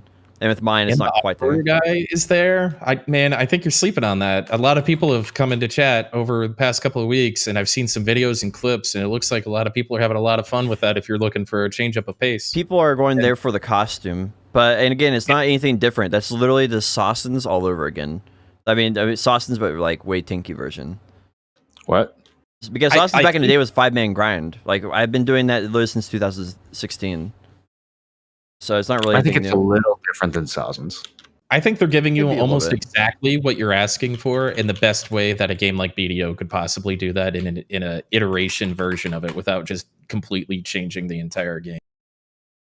I think you should check it out, man. I think you should. I did Tauros. I've done that, and I think that's definitely a step in the right direction. I never was the type of person who asked for party grind spots. Like doing it the same thing but doing it with 2 people is, although different, it doesn't change the core mechanic, which is the exact same. Okay, all right. I would love to hear your opinion next week when you try it. I did. I'd like to see what you think of What are it. you talking about? Not Turos. Orland Valley, dude. Oh, well, I have to get more DP for there. Yeah. Plus, finding groups. Turos. The only most people that grind there is Snake, and I'm not sure if they're big fans right now. Yeah, where do I take this thing? Down into the Helms cave? Yeah. Yep. Yeah. Hell yeah, brother. So I think Turos is a small change, and it was fun doing it duo with somebody. You know, like you say, you like trees. Trees is not different at all. Turos was quite a bit different to me, and it actually made me appreciate regular grinding. Like when I went back to Sakurai and Stars End, I'm like, oh my god, these things die so much faster. And you know, it's like the old study that they did with people that work in factories. It doesn't really matter what the level of light is. It just matters that it changes and it makes people more productive. So the psychology is, I think, roughly the same. Just doing something a little bit different paced makes the other stuff that you used to do for hundreds of hours at a time a little more palatable. So I don't know if you can get a group or some DP or something like that. I think it's something that a lot of those grind spots out there, I think you'd really like. I know you did a lot of Turos, but I think you should do the Valley and see how that goes for you. Yeah, I see it. Those are the exact same, man. Those are what the average community has been asking for a long time. But I don't think those are any different, right? They're just go from point A, go in a circle, and just repeat, right? They're just a 2-man version of that. And it, like I said, that's the same thing that we did back in 2016 with Sawsons and several other grand spots. They play quite a bit different. You're not just running in a circle. Like Turos plays much different than a regular grind spot. It's a lot. You're focusing on different things. I do like the different mechanic of it. I concepts, think the roles. mechanic of it is really good. I guess I don't understand what you're looking for then, you know? Yeah, I mean, I don't personally like Turos. I couldn't stand grinding there, which is why I put this order up for the Flame. But I can see why it appeals to a certain type of player, and you know, like I can understand that other people enjoy it, even if I don't personally enjoy it. I definitely don't think it's the same as Sawsons. That's kind of crazy. Like, I think the core game mechanic is very, very similar. Like, I guess my whole argument originally was talking about Moreland said, hey, Hex Sanctuary is like very different, and and Wargons is very different, and stuff like that, right? And that was like how my sentiment that I had with it is like there was this very, very different, and like Tree is very, very different, and I think that's what I kind of want to see. I kind of want to see those different mentalities, right? Like imagine there's like you stand in one spot and like 3 different portals appear, and like the mobs come to you, right? Different versions of the same thing, or like new mechanics. Apparently like I like the new the mechanics that adding. they're developing is somewhat like that. That's what people are saying. Yeah.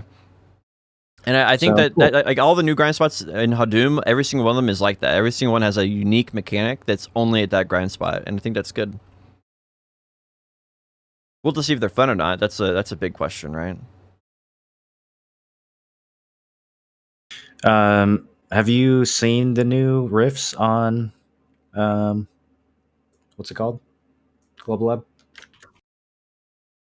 No. So yeah, they have. Well, I haven't seen them in person, but I read it on the Global Lab. They have a dark rift that only appears in Arsha, and it's like public. It's like a public one, apparently.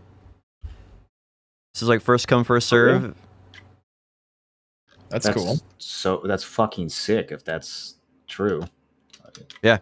With DVDs and on and everything?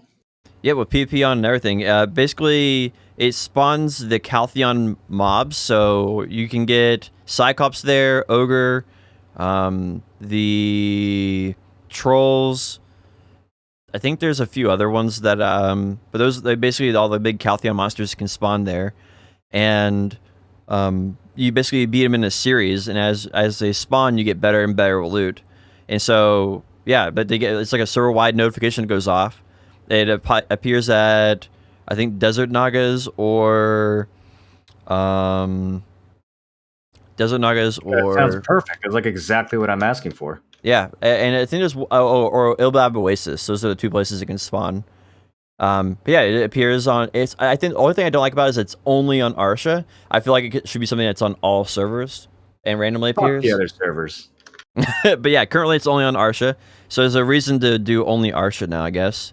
And I think it's definitely a solution to what a lot of people have been asking for. It's something that just kind of gives you a reason to go PvP. And I think the only thing that I really wonder now is just how good loot is, right? And they didn't really clarify that, but they didn't really do. Interesting. So, yeah, that sounds like it could be extremely fucking cool. Yeah, like the way you described it, if that's how it gets implemented, that sounds like that could make me very happy. Yeah, I'm looking forward to reading a little bit more about it, seeing what people see, like when it comes out. So hopefully they've been pushing everything out to NA about after 2 weeks. So I don't think we'll have to long to wait. I don't think we'll have to wait long at all. The other thing on Global Lab this week was UI updates. No, I'm just kidding. They did some of that, but Odalita Scroll Boss.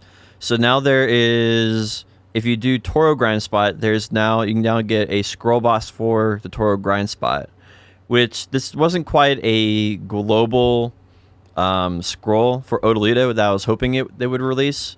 I was hoping they would do something like similar to the Narc scroll, but for Odalita and give you Caphras. But yeah, it gives you Caphras, and it gives you a chance of getting Ancient Spirit Dust, I believe. So we'll have to see if that's good. At the very worst case scenario, it doesn't take away anything from the grind spot. So they've been adding all these different grind spots with different mechanics. They've been throwing Caphras at us just about every way that they possibly can, even though not every single region is starving for Caphras. They're adding new gear, even though it might not be like different or have gear choices. They've been like adding. There's like some open world Rift PvP thing coming out soon. We've got a new Thornwood is coming out. They are throwing a lot of fucking spaghetti at this thing, man. Like in a good way. I'm really surprised with the amount of content that's coming out. It's just a matter of execution now, right? I don't think we've really seen a content push like this in quite some time. Yeah, I didn't realize this much stuff was coming out on Global Lab. It's kind of flipping my opinion on like the staleness of the game. I think some of this could actually be really sick. Right after the massive amounts of class balancing that they've been doing over the past couple of months, these guys have been working. These guys have been fucking working. I think like in the past, I always thought they would take, 2 steps forward, 1 step back. And I feel like now they're actually taking 2 steps forward every time. And then very rarely do I think of something where they're taking 1 step back. Like maybe some of the events, but I don't really see those as negatives. They're just like they could have been better, right? They're still missing opportunities left and right and focusing on the wrong thing and flopping on execution. But they are there's a lot of cool stuff on the horizon here. And then as we start to really, flesh out and see what happens and what's going on at Odalita and the costume you can grind for and shit, if Biohack's out there grinding stuff, I think that's a good look for the game. Yeah, for sure. Absolutely. I think one thing that's really exciting is that this Hadoom, if they did get the Hadoom server right and it like make that actually fun and interesting, I think that's really going to change the way a lot of people enjoy the game because it gives you one more way of playing the game. So I'm really just looking forward to seeing what kind of buffs you get for your Black Spirit armor or Black Spirit weapons or whatever the case may be, and seeing what those look like. Because I'm right now, I think it's getting to a point where it's, although it's very, very small steps, I think it's really going in a good direction for the game. I think the main thing is just solving the PvP problem, and once that's solved, I feel like the game's in a healthy spot.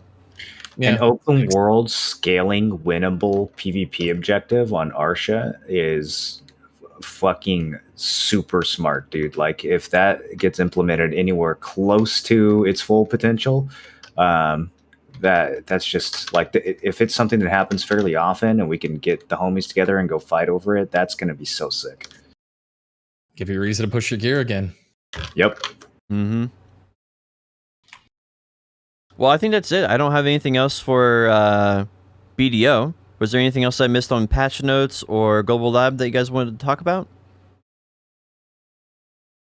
I don't think so. I've been, just personally been waiting for this stuff to come out and hoping that Thornwood was good and get caught up in gear. I'm not even like 650 gear score because of my distos or whatever. So I've just been trying to push out these Caphra levels and be an overgeared, boomer hands guardian as fast as I possibly can. So when this, if this game does really come around and have some good PvP content, I'll at least have enough gear to, maybe get a kill feed or something on it. So that's what's been keeping me going with it. I've been having a pretty decent time. The grind spots have opened up a little bit with, when a when a drop event comes out, everybody used to swarm to the grind spots, and now it's, now I can finish my costume, or now I can finish my potion grind. There's a lot of options. The game's kind of opened up quite a bit here, and you can do what you want or need to do. One thing that I am personally think is going to happen, I'm calling it now, is the actual ancient spirit dust. I think that the crystals are going to sell out. I think the life spirit crystals are going to sell out. I think the protection ones are going to sell out. I'm calling it now. So they're going to sell out. I would stock up on some of those so you have enough for like next year, so you don't have to worry about it. Maybe grind those up, have them in the bank. I think it's something that everybody should probably do, because in a year from now, they're going to be sold out. Unless they do something with the economy. Maybe people start grinding Polyforce again. Maybe that's another option. I don't know. But yeah, that was one thing I had in my mind. All right, well, other stuff then, I guess. Destiny 2 Beyond Light, that's what I've been playing. I give it a 6 out of 10. We'll have to see how the updates come out for it, if it's any better. Basically, this feels like the last previous updates. If you're like a first-time player in Destiny, I think it's awesome. I think it's great for a first-time player in Destiny. If you are a veteran player in Destiny, like a very core player who's invested and plays every single update, you'll probably enjoy it. But if you're like one of those people who kind of sits on the fence, it's going to be a terrible game for you. Or if you've played you play one every year or two, it's not going to be that good. I think you're going to find the games they removed 50% of the content and they only added 10% back. So it makes a lot of people mad, because they basically have all this old content that they got rid of because they couldn't support it anymore, and that made a lot of people mad because they got rid of 90 weapons, but only added. No, I think they got rid of 70% of the weapons, which is 150 of them, and you only added 25 back. Are they trying? Is it like a bloat thing, making the game less bloated, or do you feel like they actually took a step back? I think they were trying to address the bloat issue, but they did it in probably the worst way possible. If they had 3 options, they picked the worst one. What they basically did is they said they did the World of Warcraft thing, where basically all your old gear is can no longer get powered up anymore, and so since you can't, yep. And so what it really should have been is it should have been more of a soft cap, where over time it gets more expensive to power it back up to full power again. And that way players could choose when it was worth their time to power up their old gear. And eventually you'd be looking for a new piece of gear, hey, I need something new to replace this, because our old one's getting expensive. And a lot of the players kind of choose that a little bit. I think would have been much more helpful. And it's just there's a lot of weird things like that though in it. So anyway, it's a 6 out of 10 right now. If you're just bored out of your mind, then maybe pick it up. And if you, I think it's probably a $20 value, and it currently costs $50. So it's a little high price to think for the value. We'll have to see. I mean, they like time gating their content, so they usually release it over the course of a month or two. So we'll have to see if the next month or two of content makes it any better. But anyway, right now, I think half the people are disappointed and half the people are it's fine. And I think it's very, very polarizing though for the community in Destiny right now. I think it's a love-hate. There's no middle ground for it. We got bond skills coming out next week too, right? We kind of skipped over that. They do have those come out? Yeah, they said November 18th. They said that in the patch notes. Wait, maybe I got that backwards for the Rebombs then? Did I get that backwards for the Rebombs? Because I thought you did.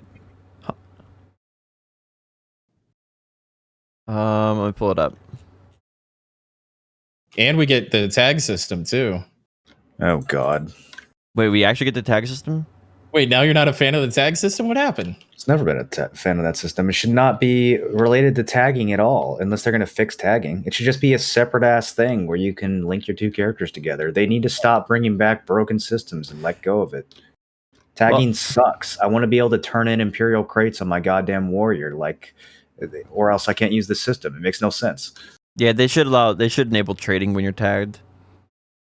So I think we're gonna get a lot of stuff tomorrow. Let me see.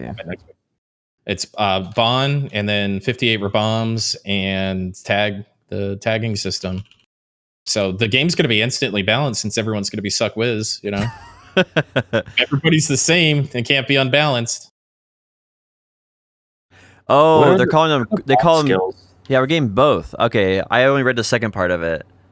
So they're called core skills for the translation, not bond skills, I guess. So bonds are now being called cores. That's the translated name of them, and then we're bombs. Okay, that's awesome. Where did you see the tagging thing? It was in the partner Discord. Oh gosh. Yeah. Did you leak that again?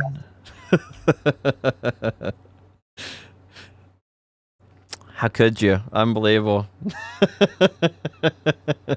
How could I what? Oh, did I leak it again? Oh yeah. Yeah, sorry, I missed that joke. Dude, Tim's always leaking stuff from the partner Discord. Yeah, he's kind of out of control. I'm never gonna learn my fucking lesson. I'm just such a terror on this game. Oh yeah, we didn't talk about Karanda's nest got bigger in preparation for Nightmare Karanda.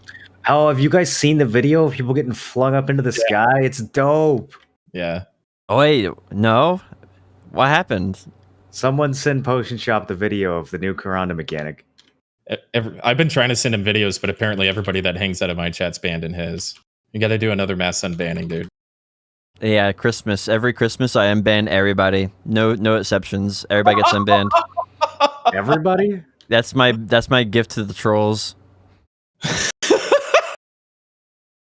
That's actually pretty funny. Yeah, I forgot last year, and so some guy messaged me. He kept asking me every day what my percent was after I hit 65, and so I banned him again. So he's probably so he's gonna. I guess he'll be back. We'll see. Put that out there, dude. You know how many people are gonna ask you that every day from now until Christmas, only to get unbanned. Bro, I can't believe it. It took him literally 1 week to get banned again. I was like, you waited a whole 9 months to then messaged me to request getting unbanned because I forgot about it, and then got it again. It's like, that's some dedication. I had somebody ask me for months how my Tet Ogre was back when I was failing Tet accessories. So I forget who it was, but they got into my chat literally every day for 8 months straight and said, "Grats on the Tet Ogre," or how are you liking the Tet Ogre? Or there were some comments about the Tet Ogre that I couldn't make every single day. That's a good viewer. Oh man. Pavagod, every day that I didn't have my Tet Blackstar back after I went for it, would come and do ! Tet BS. So and now he does ! Pen BS. Yeah, there's always something else. Yeah. Never make everybody happy. True. So you having fun with Destiny, brother? I personally am a core fan, right? So I'm having a blast. I'm loving it. I've sunk 100 hours in. I'm not sleeping. It's great. I'm sleeping 4 hours a day or something. I'm over here taping my eyes open and stuff. Wow. I love it. Diabetes. Oh yeah, definitely. I probably already have it. I just haven't realized yet. Are there any other games that you guys have been playing? I know that Moro, you played Demon Souls. How so good. It's so good. Out of 10 out of 10, how is it?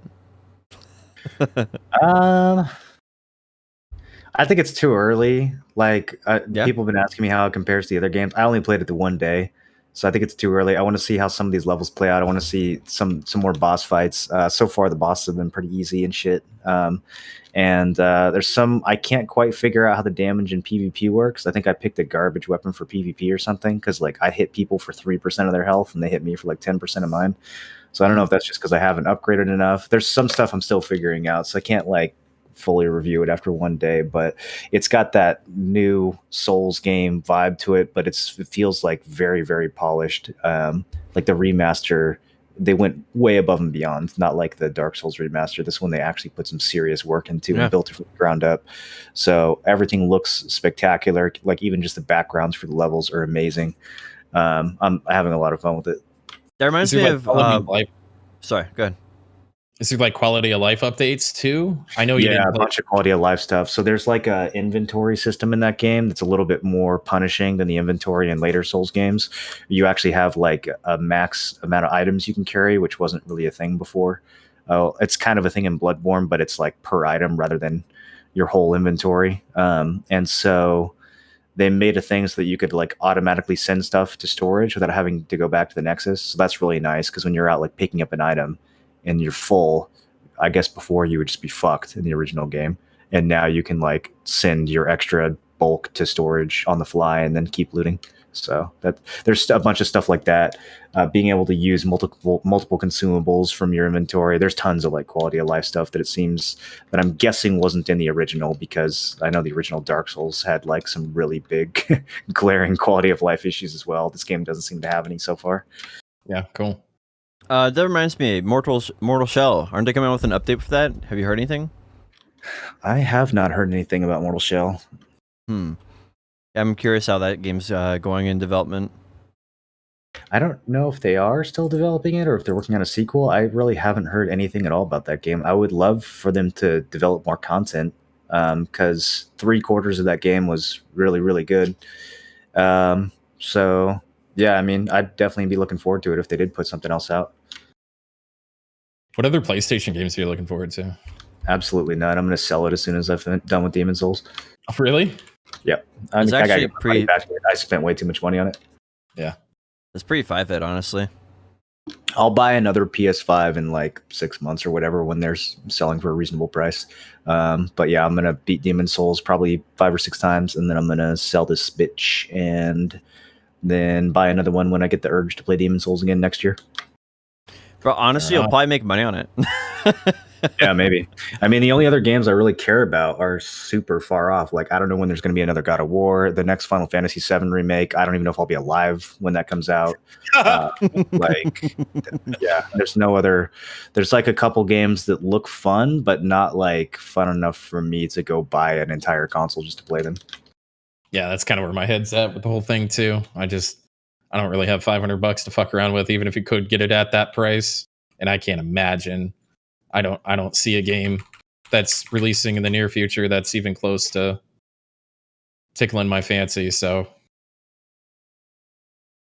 hey, what stacks did you guys use on your Pry and Duo at Dead God? I don't have 72, a prior Duo.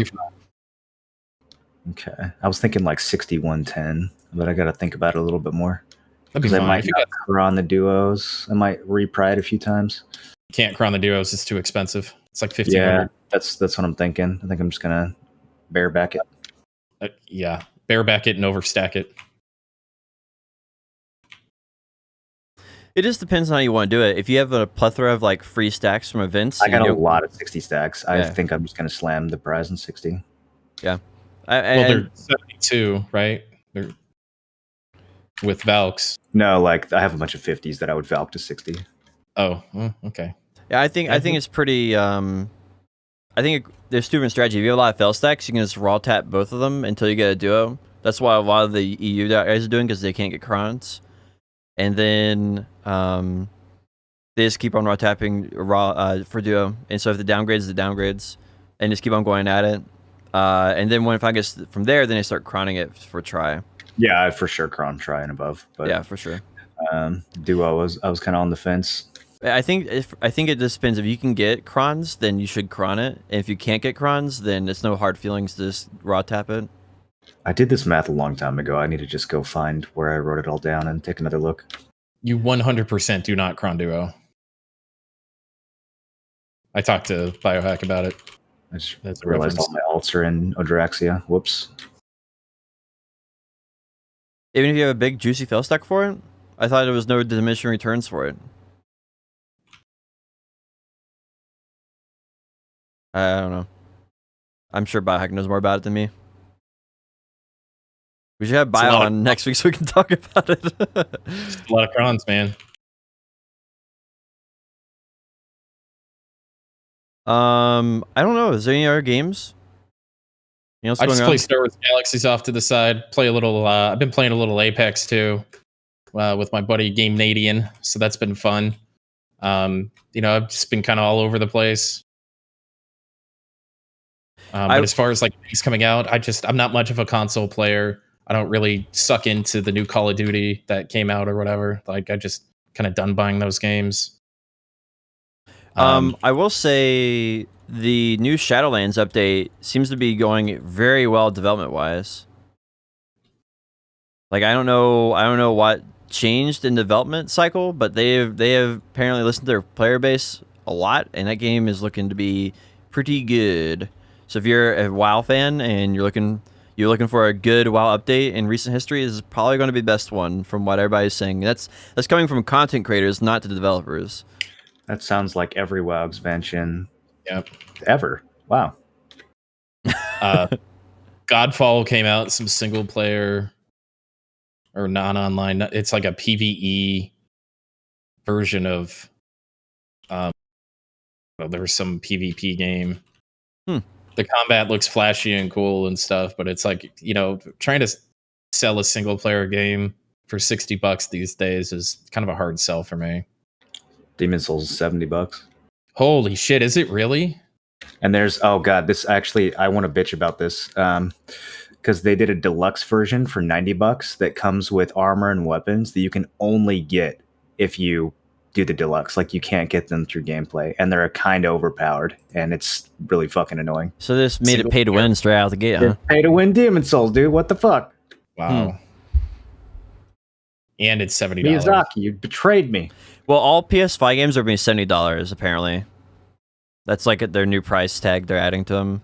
I think that's what they did from like PS1 to like PS2 and stuff. They did a price hike. I think they're doing the same thing again for PS5. Video games have been $60 for a long time. I feel like that's reasonable. I don't know. Like, I guess people are always going to get mad when the price goes up, but haven't games been $60 for like 20 years? Like, wow. I think $60 for a modern game, for a modern AAA game, is pretty fine. Like, the inflation has been going up and up and up, and they either have to start skimping out on quality of the game, or they have to like start charging more. And I'd rather them start charging more. I don't think that the whole thing is that games should be like this one all-encompassing price. That's why I don't really get. Like, I think like the Steam idea where you have some games that are $10, some that are $20, some that are $50 and stuff. I kind of think that's pretty healthy. Black Desert's like $10, and it's free if you get to level 50. What planet have you been living on that the quality of games haven't been going down? I mean, the day one patches are gigabytes, if not half the size of the game. The game-breaking bugs that come out, remasters that are unplayable, and they've all been $60 and fairly unapologetic about it.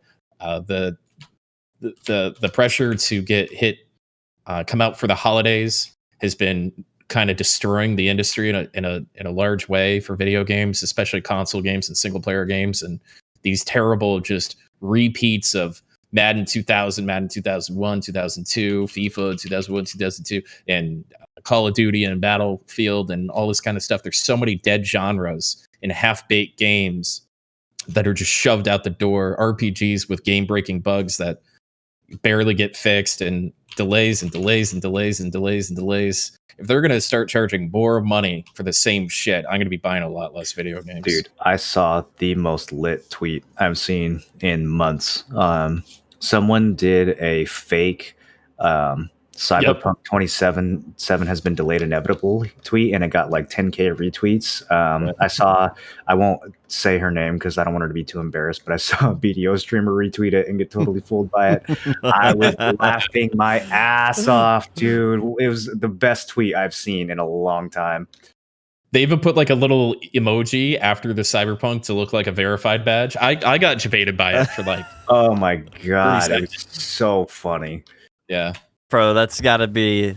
2020 has been some of the best of times and some of the worst of times. It really has been. I do agree with the whole game sentiment, though. I do think that games are going down over time, overall. There's been a few outliers, right? Like God of War and Witcher 3 and a few others like No Man's Sky and stuff that have done like 180s and stuff. Pre-order things anymore though. Like I have no idea what's actually going to come out, Yeah, and I don't ever pre-order anything. The only games I pre-order are FromSoft games. it's just not. It's not how it used to be at all. Like when you say Valhalla was good. Valhalla's really good if you guys are looking for a new game. Valhalla's a very, very good game. Well, maybe not very good. We'll say good. pretty jaded. So but I also know that I'm not super in the market for like a single player game. And to me, Assassin's Creed just did so much damage to itself from just being like really terrible repeat, go climb this thing and then go climb the same thing in a different area, all that shit. True. I've gotten all my Assassin's Creed content via video game donkey reviews, and I feel like that's all I needed. Was just 5 minutes of him playing it, and I'm good. I don't need to play it myself. I basically got turned off when Assassin's Creed 2 was basically the exact same thing, just reskinned Assassin's Creed 1, and it had a city mechanic, and I was like, this is just like not it. Yeah. But yeah. I think that like I think like Valhalla is very similar to like Black Flag, so it kind of like revitalizes the genre a little bit. They have those games every so often in the Assassin's Creed genre that do that. That's what I'd say that one is. Ghost of Tsushima was like super fucking fleshed out and complete as a game for how like I got a crazy amount of value out of that purchase. Right. And they have that new co-op mode too that I haven't tried yet, but it looks like that could be pretty fun. Yeah, I actually may pick that up if I ever get some free time on my hands. I have to make up for a lot. Huh? I saw a sponsorship for it floating around. Yeah, they have a sponsorship for the co-op. If I can get some people to co-op with, I'll probably grab that. How many people can you co-op with? I think it's 3 people. Yeah, I'm gonna try. Nice. Double check. You get the game for free if you take the sponsorship. So it seems like a good deal. PS5. Can I download my old PS4 purchases onto my PS5 now? Yes, but there's some shenanigans with it. Also, some PS5s are getting bricked if you do an update incorrectly or something. So there's a lot of problems with it. I don't know all the details. I haven't been keeping up.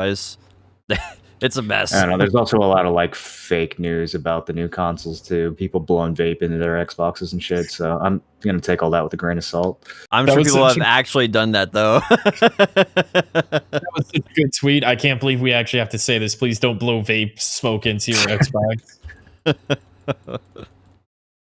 I like that. I don't know. The console war thing is so stupid, and people. It has shades of like politics, right? Like people who play, PlayStation over Xbox are evil or something. Like, I don't know. Well, I mean, they are. It's true. The Game Pass is actually one of the best deals I think I've ever seen. You can literally play all the games that you want to play at the same price. It's just insane. I think the best part about the new consoles is the fact that you can float a ping pong ball above your Xbox. What's the new Xbox even called? Series X. Is that really what it's called? They have really bad names, yeah. They just call everything X? They should just it's like the 3rd generation, right? Shouldn't it just be the XXX? Isn't it like the 4th or 5th generation? I don't know. I was just they named the 3rd one, right? So you got Xbox, Xbox 2, and then Xbox One. It's Xbox 4. I Is that what they won't do it? Because it'd be PlayStation 5 and Xbox 4. And then they just tacked another X onto the Xbox One. So you had the Xbox One X, and then like now the new one is also just X. Oh, I know why they're doing the X, because it's Windows 10, and so they want to keep the 10 synonymous on both platforms because they both use Windows 10 as their core platform. It also has always started with the letter X. Yeah, they actually use Windows 10 as like their core operating system for it. Microsoft uses Windows for their operating system on their gaming console. Mm-hmm. It's like the underlying base code or something. I don't know all the details of it. I think that's why they're probably going with the 10. I don't think they have Windows 10 on the Xbox. It's not Windows 10. It's the kernel of the system. Like the base code is Windows. Do you think they planned this out when they made the first Xbox 20 years ago, that this Xbox would also be called X because Windows X would be out at the time that they released it? Definitely. Yeah, I think so. They're a huge market. They're a huge company with probably $1 billion marketing fund. I could see that. I don't know. What we're seeing right now from Microsoft is marketing at its peak performance. I'm excited for the Windows XX update along with the Xbox XX. I'm excited for the second version of Windows 10, Windows 10.10. They skipped Windows 9, right? So is this really truly Windows 10, or is is Windows 11 actually going to be Windows X? Well, the idea is they wanted to call it Windows 10 so that they could just have it the same forever and it'd be the final version. And Windows 10 is what they used to run on their phones too because of that. And it would be one thing for everything.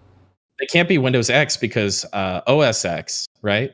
Are they still on OS X for Apple? Oh man, that's a good question. I don't associate with people who use Apple desktops, so.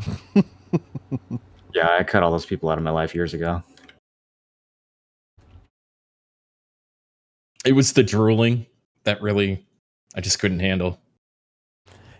One thing I've actually heard of people are doing to have Apple computers is they actually get NVIDIA streaming stuff. Yeah. And they actually use that to actually play Windows games. Yeah. That should be illegal. Should we wrap this up? Yeah, we probably should wrap it up. All right, everybody. This was the illustrious episode 25 of Nerds and Words. Thank you guys so much. If you're watching on Potion Shop's YouTube, listening to us on Spotify, it's been a lot of fun. I'm happy to be back. Sorry, somebody's using my soundboard. There's a mating call going in the background.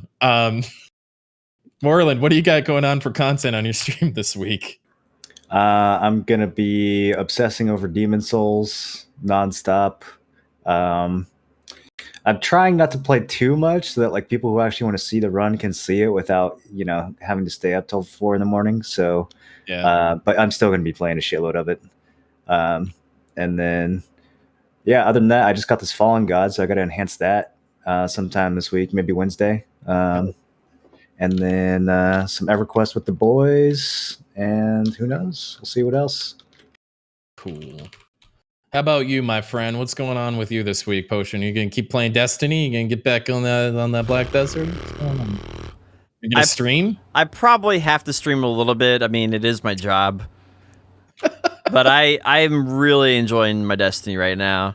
So people were saying that you got banned with me is like how we like it was in your Discord too. I was actually kind of like placating that a little bit. Like it's like, well, they've been telling this whole thing with Tim and like everything drama, right? It's like, well, I'll just lean into it a little bit. I'll just stream and then we'll see what happens. You have to feed the trolls just enough so they keep coming around and lurking in the stream. Banned by association. Oh man. One other thing, I really want to stream some more Project Winter. So if anyone, not as many people have it because it's more expensive than Among Us. They really need to reduce the price on it. But if we can get a Project Winter lobby this week, that would be super fun because we really enjoyed the DLC for that game. It was we played the base game and had fun, but then the DLC is like on another level. It's way better designed than the base game.